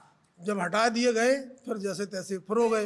अरे सुनो पूरी बात, इसके बाद में सुनो, पहले हम आत्माराम जी की सुन ले टिकट, हमारी सुनो। इसके बाद में बार क्यों, अरे ये जन्म पुनर्जन्म क्यों होता है वही हम बता रहे हैं। आप आत्माराम जी की सुनो। अब नहीं, हमें बाईपास न करो। इसके बाद में इसके बाद में विधानसभा चुनाव आया। आत्माराम जी बोल रहे थे तो बीच में कैसे बाईकाट कर दिया? जब मैंने कहा कि जीत जाते हैं और दूसरे यहाँ चले जाते हैं, तो जब तो तसल्ली से रहना चाहिए। 1 मिनट में, चूंकि वो ब्रिजलाल खाबरी का टिकट कैसे हुआ? अरे नहीं, वो बात पूरी नहीं हो पाएगी जब तक हमारी नहीं होगी। चलिए बताइए। हुआ ये, बहुत अच्छी बात सुनिए, जीत गए अरे सुनिए, चलिए बोलिए। शांत, 1 मिनट शांत रहे। ये कहा जाता है कि साहब ये पार्टी छोड़ देते हैं फिर पार्टी में आ जाते हैं। तो ये डॉक्टर साहब सुनो तो, ये किसी को शौक नहीं होता कि पार्टी छोड़ना फिर आना फिर जाना। उसके बाद विधानसभा चुनाव हुआ, हमने कमल दोहरे की पैरवी करी। एक मिनट कौन बीच में ना बोलो। ऐसा है, जब इनका टिकट नहीं आया, हमारा भी नहीं हुआ, कि हमने कहा अब ऐसा है मानवर पाल साहब, बैठो तसल्ली से बैठो, फिर हो जाते। आप राजनीति करना नहीं जानते हैं, एक बार टिकट कट गया और लाइन खत्म हो गई तो फिर आगे राजनीति खत्म हो जाएगी, छोड़ के ये पाल साहब बोले। और क्या हमसे कहा इन्होंने, आप राजनीति करना नहीं जानते हैं। अब क्या बता हमें, हमें तसल्ली थी, आप नहीं लड़ रहे थे। हमने कहा ऐसा करो, फिर आप पार्टी ना छोड़ो, आप रुके रहो, फिर आपका टिकट हो जाएगा, या फिर हमारा लिंकेज टूट जाएगा तो फिर गड़बड़ हो जाएगा। तो जो चले गए। सुनिए तो आप, फिर चुनाव विधानसभा का आया तो उसमें 2002 में कमल दोहरे की पैरवी करी हमने। कौन से नहीं है जो, हाँ कौन सुरक्षित से आपको अपनो टिकट कट गए, आप उनकी पैरवी कर रहे हैं। सुनिए तो हमने पैरवी करी कि इनको दिया जाए। उस समय आदरणीय खाबरी जी अपने सारे श्रीपाल को लड़ाना चाहते थे, फिर जाकर के उन्होंने कहा देखो बहन जी श्रीरामपाल फिर हराना चाहते हैं सीट, अब वो कमल दोहरे की कहने लग गए हैं, फिर हटा दिया है पार्टी से। मतलब ये कि हम सिफारिश उनके विचार के प्रतिकूल अगर हमने करी है तो हट गए पार्टी से, तो फिर श्रीपाल को टिकट हुआ। रुके रहते। अच्छा चलिए आत्माराम फौजी जी से। अब सर हम एक चीज, खाबरी का टिकट पूरा कर दीजिए, आपकी कहानी। हाँ, एक्चुअली में खाबरी को बनाया गया था शुरू में मोहरा, कांटा निकालने के लिए, रामाधीन नाम का कांटा था, उसको निकालने के लिए खाबरी को बनाया गया मोहरा। उसमें सहयोग किया सारे नेताओं ने, यहाँ जिला के बड़े नेताओं ने, हम नाम नहीं बता रहे। हमारे लिए नहीं कह रहे, हमारे लिए नहीं, उन्होंने मना भी नहीं किया है। हाल कह देते ना उन्होंने साहब, अब जब इनका टिकट हो, मना भी नहीं किया, इनका टिकट हो गया, डिक्लेयर हो गया, खाबरी जी आए पुष्पक एक्सप्रेस से रेलवे स्टेशन पे उतरे, मुंह लटकाए, तो हमने कहा क्यों, क्या हुआ, टिकट तुम्हारा नहीं हुआ? 98 में चुनाव सपा से लड़ चुके थे बाबू रामाधीन जी, और जितना बहुजन समाज, लोकसभा का, जितना बहुजन समाज पार्टी का मिशनरी कार्यकर्ता था, मान सिंह वर्मा को बीएसपी ने टिकट दिया, जालौन में जो लड़े थे नगर। हाँ, और समाजवादी पार्टी से अकेले चमार रामाधीन लड़ रहे थे। तो जितना बहुजन समाज पार्टी का जिला जालौन का क्रीमी लेयर चमार था, पार्टी का फाउंडर, वो टोटल बाबू रामाधीन जी के साथ लड़ा था, इंक्लूडिंग मैं। पार्टी नहीं छोड़ी थी बीएसपी, लेकिन चुनाव में व्यक्तिगत तौर पर अंदर खाने सपा के कैंडिडेट को, बाबू रामाधीन को सपोर्ट कर रहे थे। तो हम भी थे, जगजीवन राम और जो बहुत पूरे जिला के जगजीवन राम अमीटा, हाँ, सारे लोग थे। 99 में बाई इलेक्शन डिक्लेयर हो गया। अब चूंकि बाबा रामाधीन को काटने के लिए एक मोहरा इस्तेमाल किया था, वो बाबू बिरजलाल खाबरी छोटा सा कार्यकर्ता था, फिर उसको जिलाध्यक्ष बनवाया पहले, तो इसके बाद उसको जाकर के बहन जी से मिलवाते रहे। कौन ये बड़े नेता नाम नहीं ले रहे हैं आपका, क्योंकि इनको काटना था। हाँ। जब इनका कत्ल हो गया पूरी तरह से, तो उसने मांगा कि बहन जी हम, अब इन लोगों से भी कहा कि भाई हमें कुछ इसका श्रेय तो मिलना चाहिए। 99 तो चूंकि खाबरी को मैंने जिला संगठन मंत्री बनाया था, मैं सॉरी युवा बीएसपी का महासचिव बनाया था, मैं जिला संगठन मंत्री था, ये 88 की बात है। तो हमें भी वो बहुत चाहता था, मानता था। तो जब उसका टिकट कट गया और वो स्टेशन पर मिला, बोला कि भाई साहब भारती जी का फिर हो गया, लेकिन हम बहन जी से एक मंत्र लेकर आए हैं। तो हमने कहा कौन सा मंत्र? बोला बहन जी ने ये कहा कि तू 100 आदमियों से अगर फोन करवा देगा हमें कि हम चुनाव जीतेंगे और भारती जी हारेंगे, तो हम तेरा टिकट कर देंगे। तो बोला अब ये काम आया कैसे हो, 100 आदमी, उस समय बेसिक फोन थे यही जमीन वाले। तो बोले यार इसमें कुछ किया जाए, तो हमने कहा चलो करते हैं। तो हमने 100 लड़के छांटे हर तहसील से, और सबसे बेसिक फोन से करवाया। एक नंबर दिया उसने खाबरी ने, कि कहो कि साहब भारती जी नहीं जीत रहे और खाबरी जी जीत जाएंगे, बस एक ही सेंटेंस कहना और कुछ कहना ही नहीं। तो वो सब टिकट कट रहे हैं, जिनने फोन किया उन्हीं के टिकट कट रहे हैं। चलिए सुन लेते। अच्छा, चूंकि बहन जी ने उनको एक प्रॉमिस किया था कि हम तुम्हें कुछ ना कुछ देंगे, तो वो फिर इस तरह से बहन जी ने सबसे पहले खाबरी जी से कहा कि ठीक है तेरे बहुत सारे फोन आ गए, अब मैं पहले बात करता हूँ। सबसे पहला फोन बहन जी ने किया भारती जी को, और भारती जी से कहा, भारती जी अगर आपको हम चुनाव न लड़ाएं तो भारती जी बोले जैसा आपका आदेश बहन जी। फिर फोन किया पाल साहब को, पाल साहब खाबरी कैसा रहेगा? अब बहन जी जैसी आपकी इच्छा। इसके बाद फोन किया, आया था फोन, इसके बाद फोन किया खाबरी जी को कि तेरा टिकट मैंने फाइनल कर दिया है। इसके बाद फिर जिस फोन से हम फोन करते थे उसका फोन आया हमारे पास, बोला खाबरी का टिकट हो गया। इस तरह से साहब खाबरी का टिकट हुआ। हाँ बताइए पाल साहब। देखो हम आप कांटा निकालने चाह रहे थे, वही कांटा आपको लग गया। ना वो नहीं। एक्चुअली देखिए हम लोगों ने नाम बताए नहीं, वो बताई दई, सब कछु बता दई। और मजे की बात ये है कि वो ब्रजलाल खाबरी भी फिर बसपा में नहीं रहे। नहीं रहे बसपा में, नहीं रहे बसपा, फिर आ गए थे, फिर चले गए। ये भी आ गए थे, चले गए। खाबरी जी कभी नहीं आए, पहली बार गया। खाबरी जी आए थे ना बीच में? खाबरी द्वारा नहीं आए, नहीं आए खाबरी, खाबरी नहीं आए। आए कैसे नहीं आए? नहीं आप आए, खाबरी जी की बात कर रहा हूँ। पार्टी में नहीं गया किसी में। राज्यसभा में फिर कैसे? राज्यसभा में गए ना। खाबरी जी सुनो तो सुनो जेऊ तो रहे। हाँ खाबरी जी, गंगाचरण राजपूत जी, हम तीनों लोग राज्यसभा गए, बसपा में आके गए। खाबरी जी पहले से थे। आप सुनिए तो सही, आप पूरी बात नहीं समझ रहे। खाबरी जी को बहन जी ने निष्कासित कर दिया था, लेकिन वो किसी दूसरे दल में नहीं गया। दूसरे दल में नहीं गए, ये कह रहा हूं मैं। अच्छा, ये तकनीकी बात हो गई थोड़ी। अच्छा एक बात बताइए श्री राम जी, आप 3 बार के हैट्रिक विधायक है ना, और फिर आप राज्यसभा भी गए और खाबरी जी भी गए, तो फिर दोबारा क्यों छोड़नी पड़ी पार्टी? नहीं, अब ये तो फिर तो पार्टी में 2 ही आदमी थे, या तो नसीमुद्दीन थे या खाबरी थे, जिसकी घोषणा करते हैं बहन जी ने कहा इनको पार्टी से निकाल दो, निकल गए। ऐसी बात, सही बात है, सही बात है। जो बात जिसको निकाल दे ना, मतलब कुछ कमियां बता करके निकाल नसीमुद्दीन। 2012 में हमारा टिकट फाइनल किया बहन जी ने, आदरणीय बहन जी ने, उरई से। 2012 में तीनों का इंटरव्यू साथ में हुआ, संतराम कुशवाहा हमारा, संजय भदौरिया का। और डेढ़ साल में प्रभारी रहा, 14-15 लाख रुपए मेरा बर्बाद हो गया। इसके बाद लास्ट टाइम पर, लास्ट मूवमेंट पर खाबरी जी ने अपने साले का टिकट कटाया, हमारा काट दिया, और चुनाव के बाद हमें पार्टी से निकाल दिया। 3.5 साल में पार्टी से निष्कासित रहा, लेकिन किसी भी दल में नहीं गया। बीएसपी में था, आज भी बीएसपी में। ये श्री राम जी क्यों चले गए? 2 घंटा हो गए लगभग। कोई बात नहीं, जरूरी बातें हो रही हैं, हम दो पूरा चाय की ये जरूरी चीज है, चाय तो फिर पी लेंगे। देखो ऐसा है साहब, दूसरी बार क्यों छोड़िए? नहीं, कालपी में आके नसीमुद्दीन ने घोषणा कर दी कि श्रीराम पाल को निकाला जाता। छोड़ी कहाँ है, किसी ने छोड़ी अभी तक। और आप तब राज्यसभा सांसद थे या कार्यकाल पूरा हो गया? कार्यकाल पूरा हो गया था उनका, इनको निकाला जाता, पार्टी से निकल गए। तो अब ये लोग ही करते रहे अपना, इसको निकालो उसको निकालो। अच्छा, बसपा वाले ये भी कहते हैं कि श्रीराम पाल अगर इतने ही बड़े नेता थे तो बसपा छोड़ने के बाद विधायक की जीत लेते, सपा से भी तो लड़े। ऐसा है कि फिर तो 2000 के नीचे हम लोग चुनाव हारे हैं, 2 चुनाव।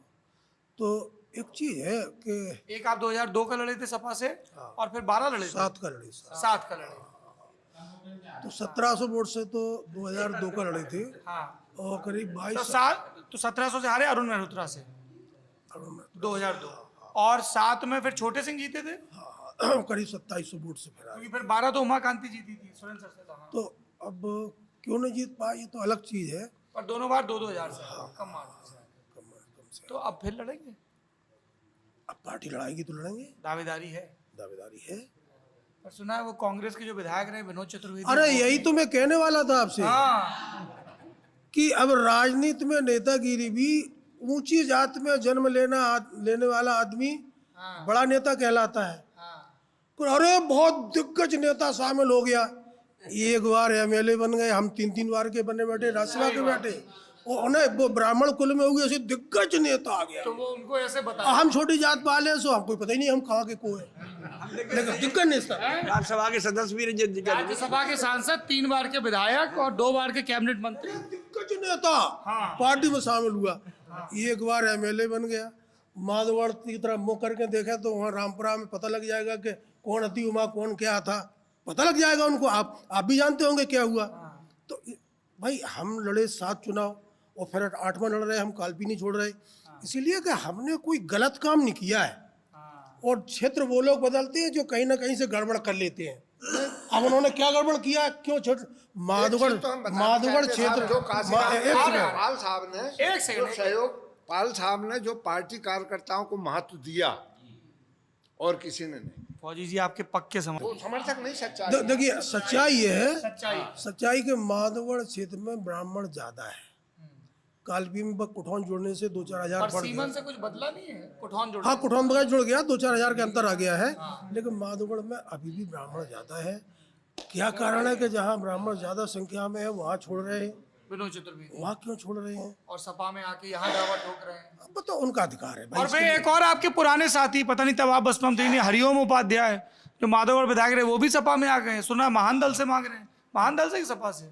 अब ये तो नहीं, आप पार्टी में हो, जानकारी तो सब नहीं हम कैसे बता देखो, जब एयर की खुल के नहीं बोल रहे, पिछली सब बता रहे खुल के। किसी की गोपनीयता हम कैसे भंग करते हैं?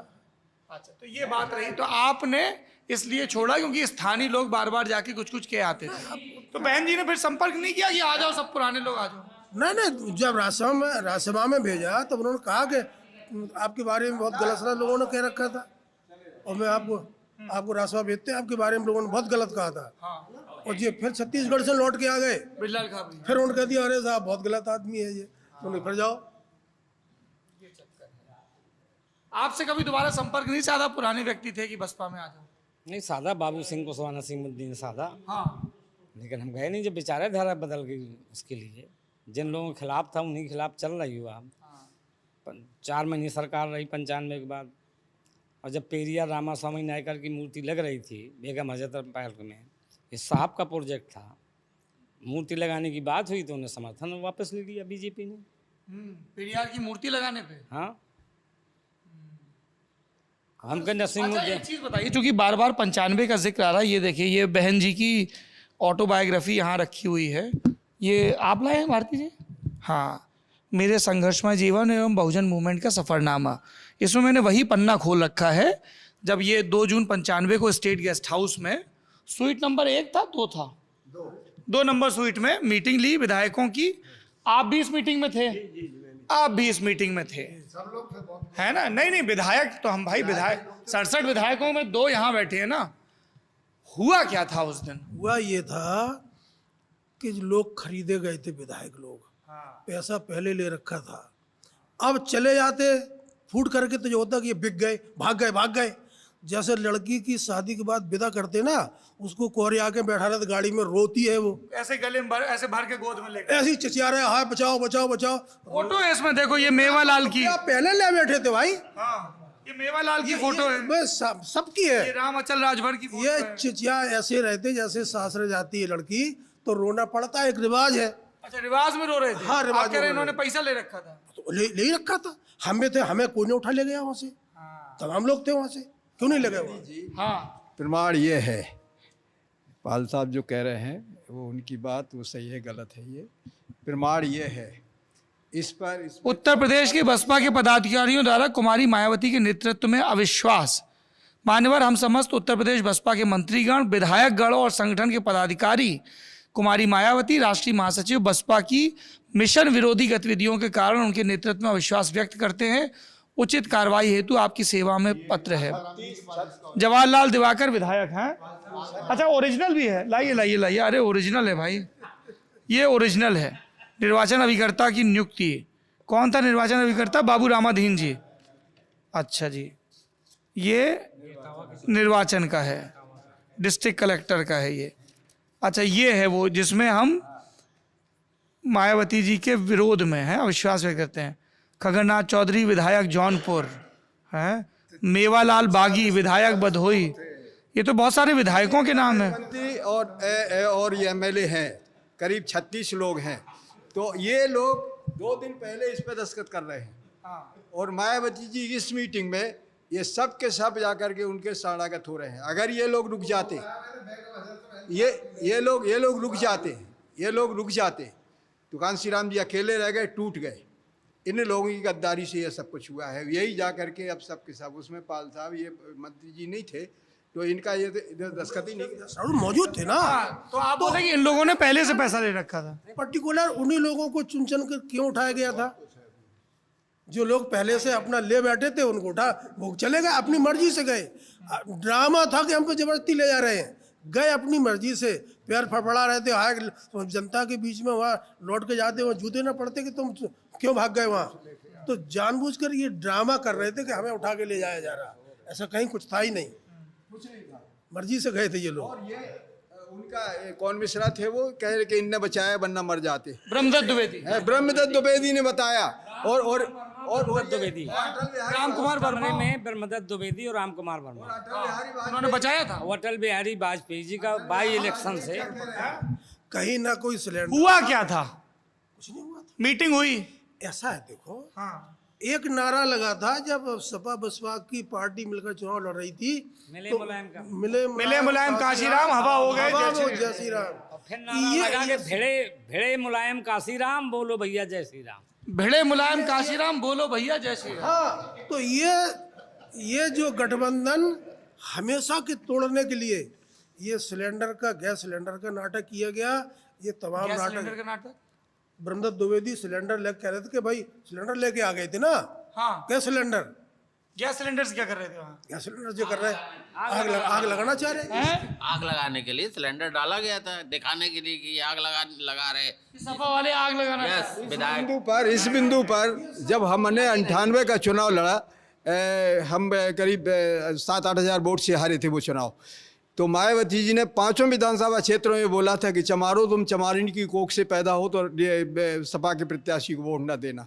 जब हमें सपा के लोग मार रहे थे तब यही व्यक्ति था कि जो हमें मरवाने की कोशिश कर रहा था। अच्छा, तभी ये वही अपील भी छपी थी, मुख्य लक्ष्य अपील, ये देखिए पुराना है, स्टेट गेस्ट हाउस की घटना का बदला लेने की अपील, भाजपा को हराने की अपील, मनुवादी प्रेस मीडिया सावधान रहने की अपील, बसपा कांग्रेस गठबंधन को वोट देने की अपील। ये 96 का है।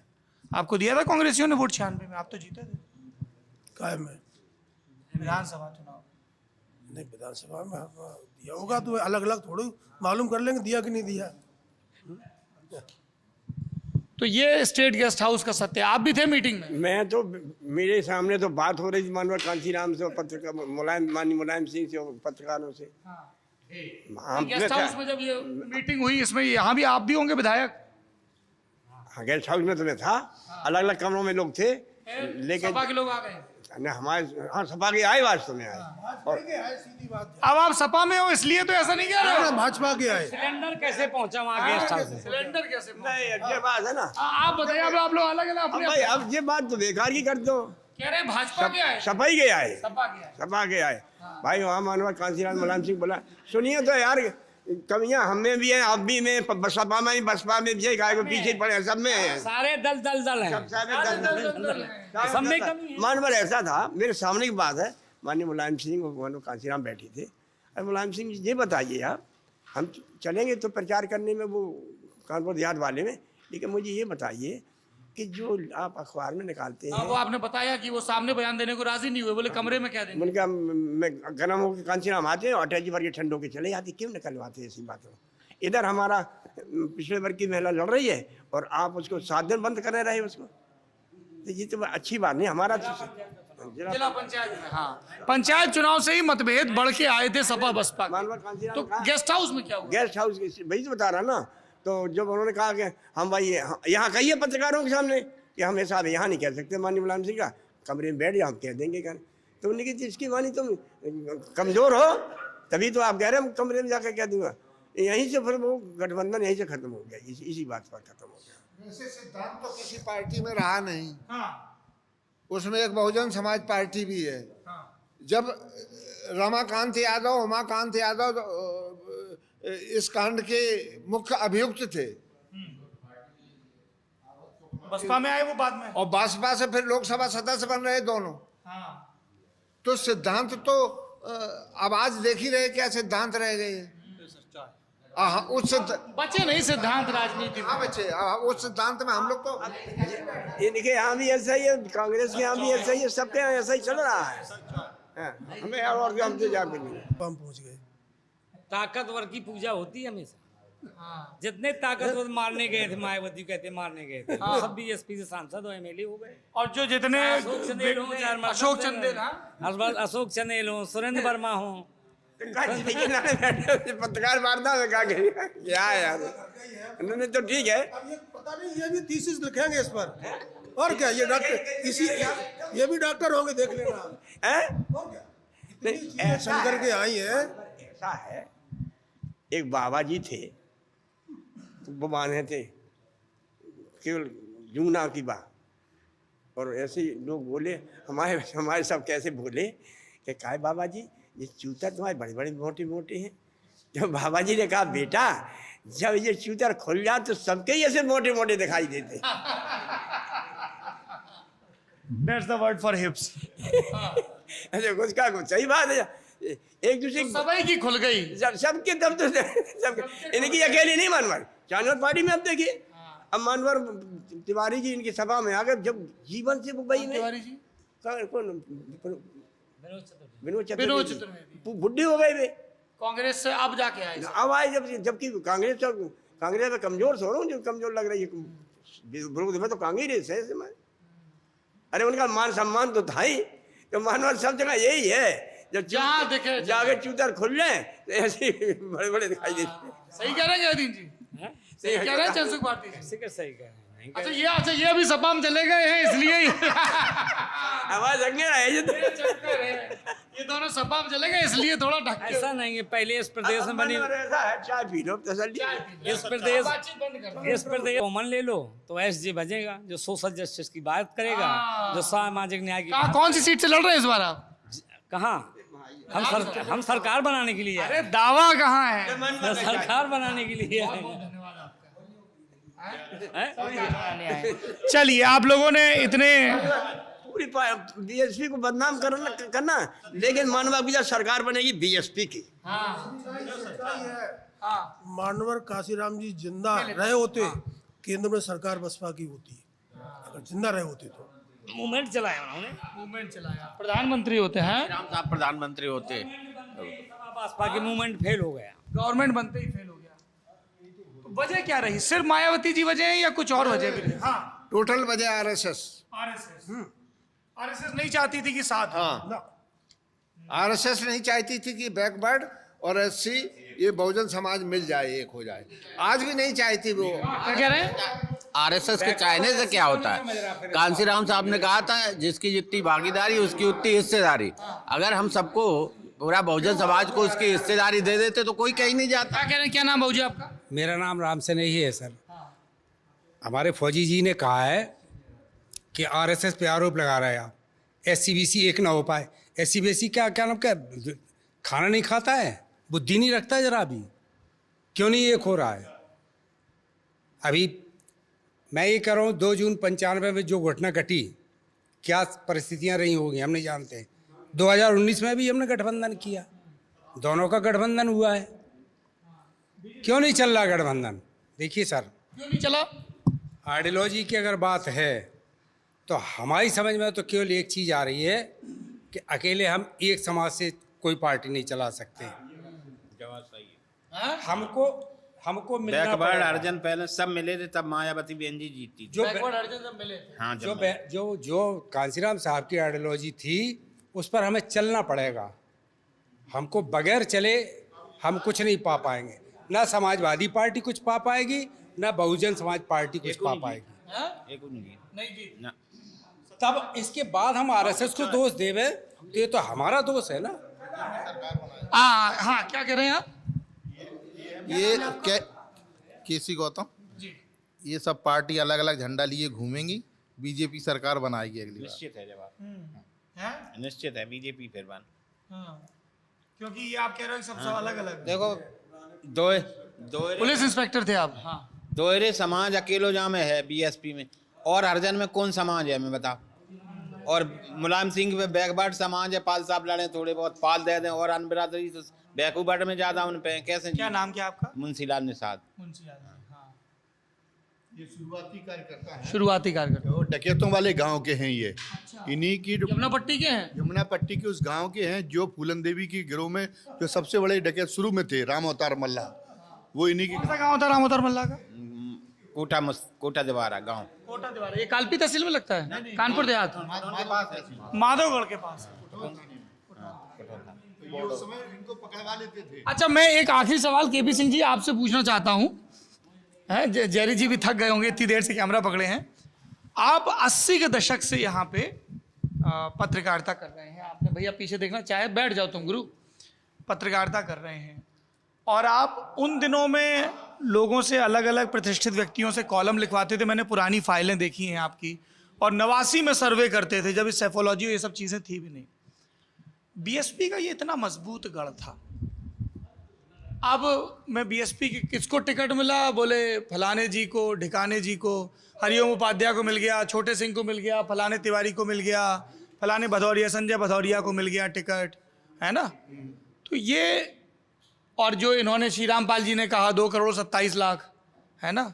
ये बीएसपी का मूवमेंट कैसे कमजोर हुआ? उरई जालौन की अगर बात करें तो क्या आप उसके कारण देखते हैं? नहीं, अब जो बहुजन समाज पार्टी का एक मतलब एक बड़ा मजबूत आधार था।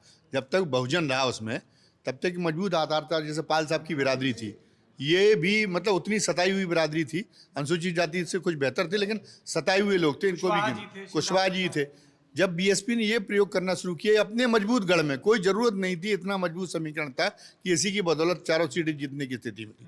लेकिन जब ब्रजेंद्र सिंह को दे दिया, ठाकुर अटागांव को, तो ठाकुर वोट तो मानसिकता से तो जब 2002 में दिया था, तो मानसिकता से वो एक तो बाकी क्षेत्रों में ठाकुर क्यों वोट देंगे, और दूसरी बात है कि जब आपने ठाकुर वोट वहाँ से दे दिया, तो जब वो छोड़ देगा तो वो कोई अपने साथ में लेके तो आएगा नहीं।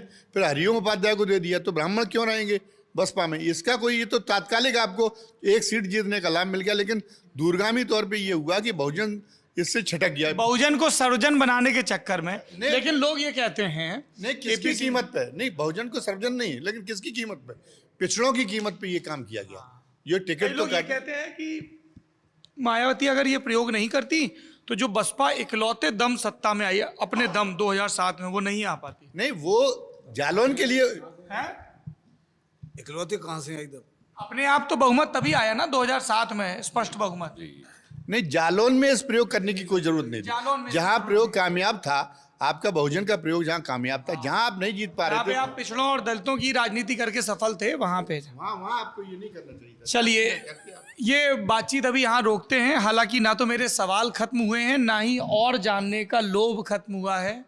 और आप सब लोगों ने इतना समय दिया, इतनी सारी बातें बताई। मैं व्यक्तिगत रूप से बहुत समृद्ध हुआ हूँ, और मुझे पूरा भरोसा है कि जब तक इंटरनेट में ये वीडियो उपलब्ध रहेगा, बहुत सारे लोग जो अध्ययन करना चाहते हैं वो इससे लाभान्वित होंगे। आप लोगों ने इतना समय दिया, इतनी बातें बताई, और चैन सुख भारती जी इतने स्नेह के साथ ही, हमारे बाबा की उम्र के हैं, मैं इनके ग्रैंडसन की उम्र का हूँ, और इतने प्यार से ऐसे मान्यवर कह के बात कर रहे थे। मान्यवर शब्द काशीराम जी के लिए इस्तेमाल होता है, श्री रामपाल जी, गयादीन अनुरागी जी, बाबू रामादीन जी, आत्माराम जी, इन सब के नाम हम छोटे में अखबारों में पढ़ते थे। आज हम पत्रकार बने तो इन सब विभूतियों से बात करने का मौका मिला। लल्लन टॉप की वजह से हम लोग, आप जाने नहीं, आपके आदरणीय रविकांत जी और आपके और ताऊ हैं, परिवार को जानते हैं। चलिए, परिवार को जानते हैं। ये पूरी बातचीत आपने देखी। इस बातचीत के बारे में आपकी क्या राय है, कमेंट बॉक्स में जरूर बताइए। देखते रहिए लल्लन टॉप।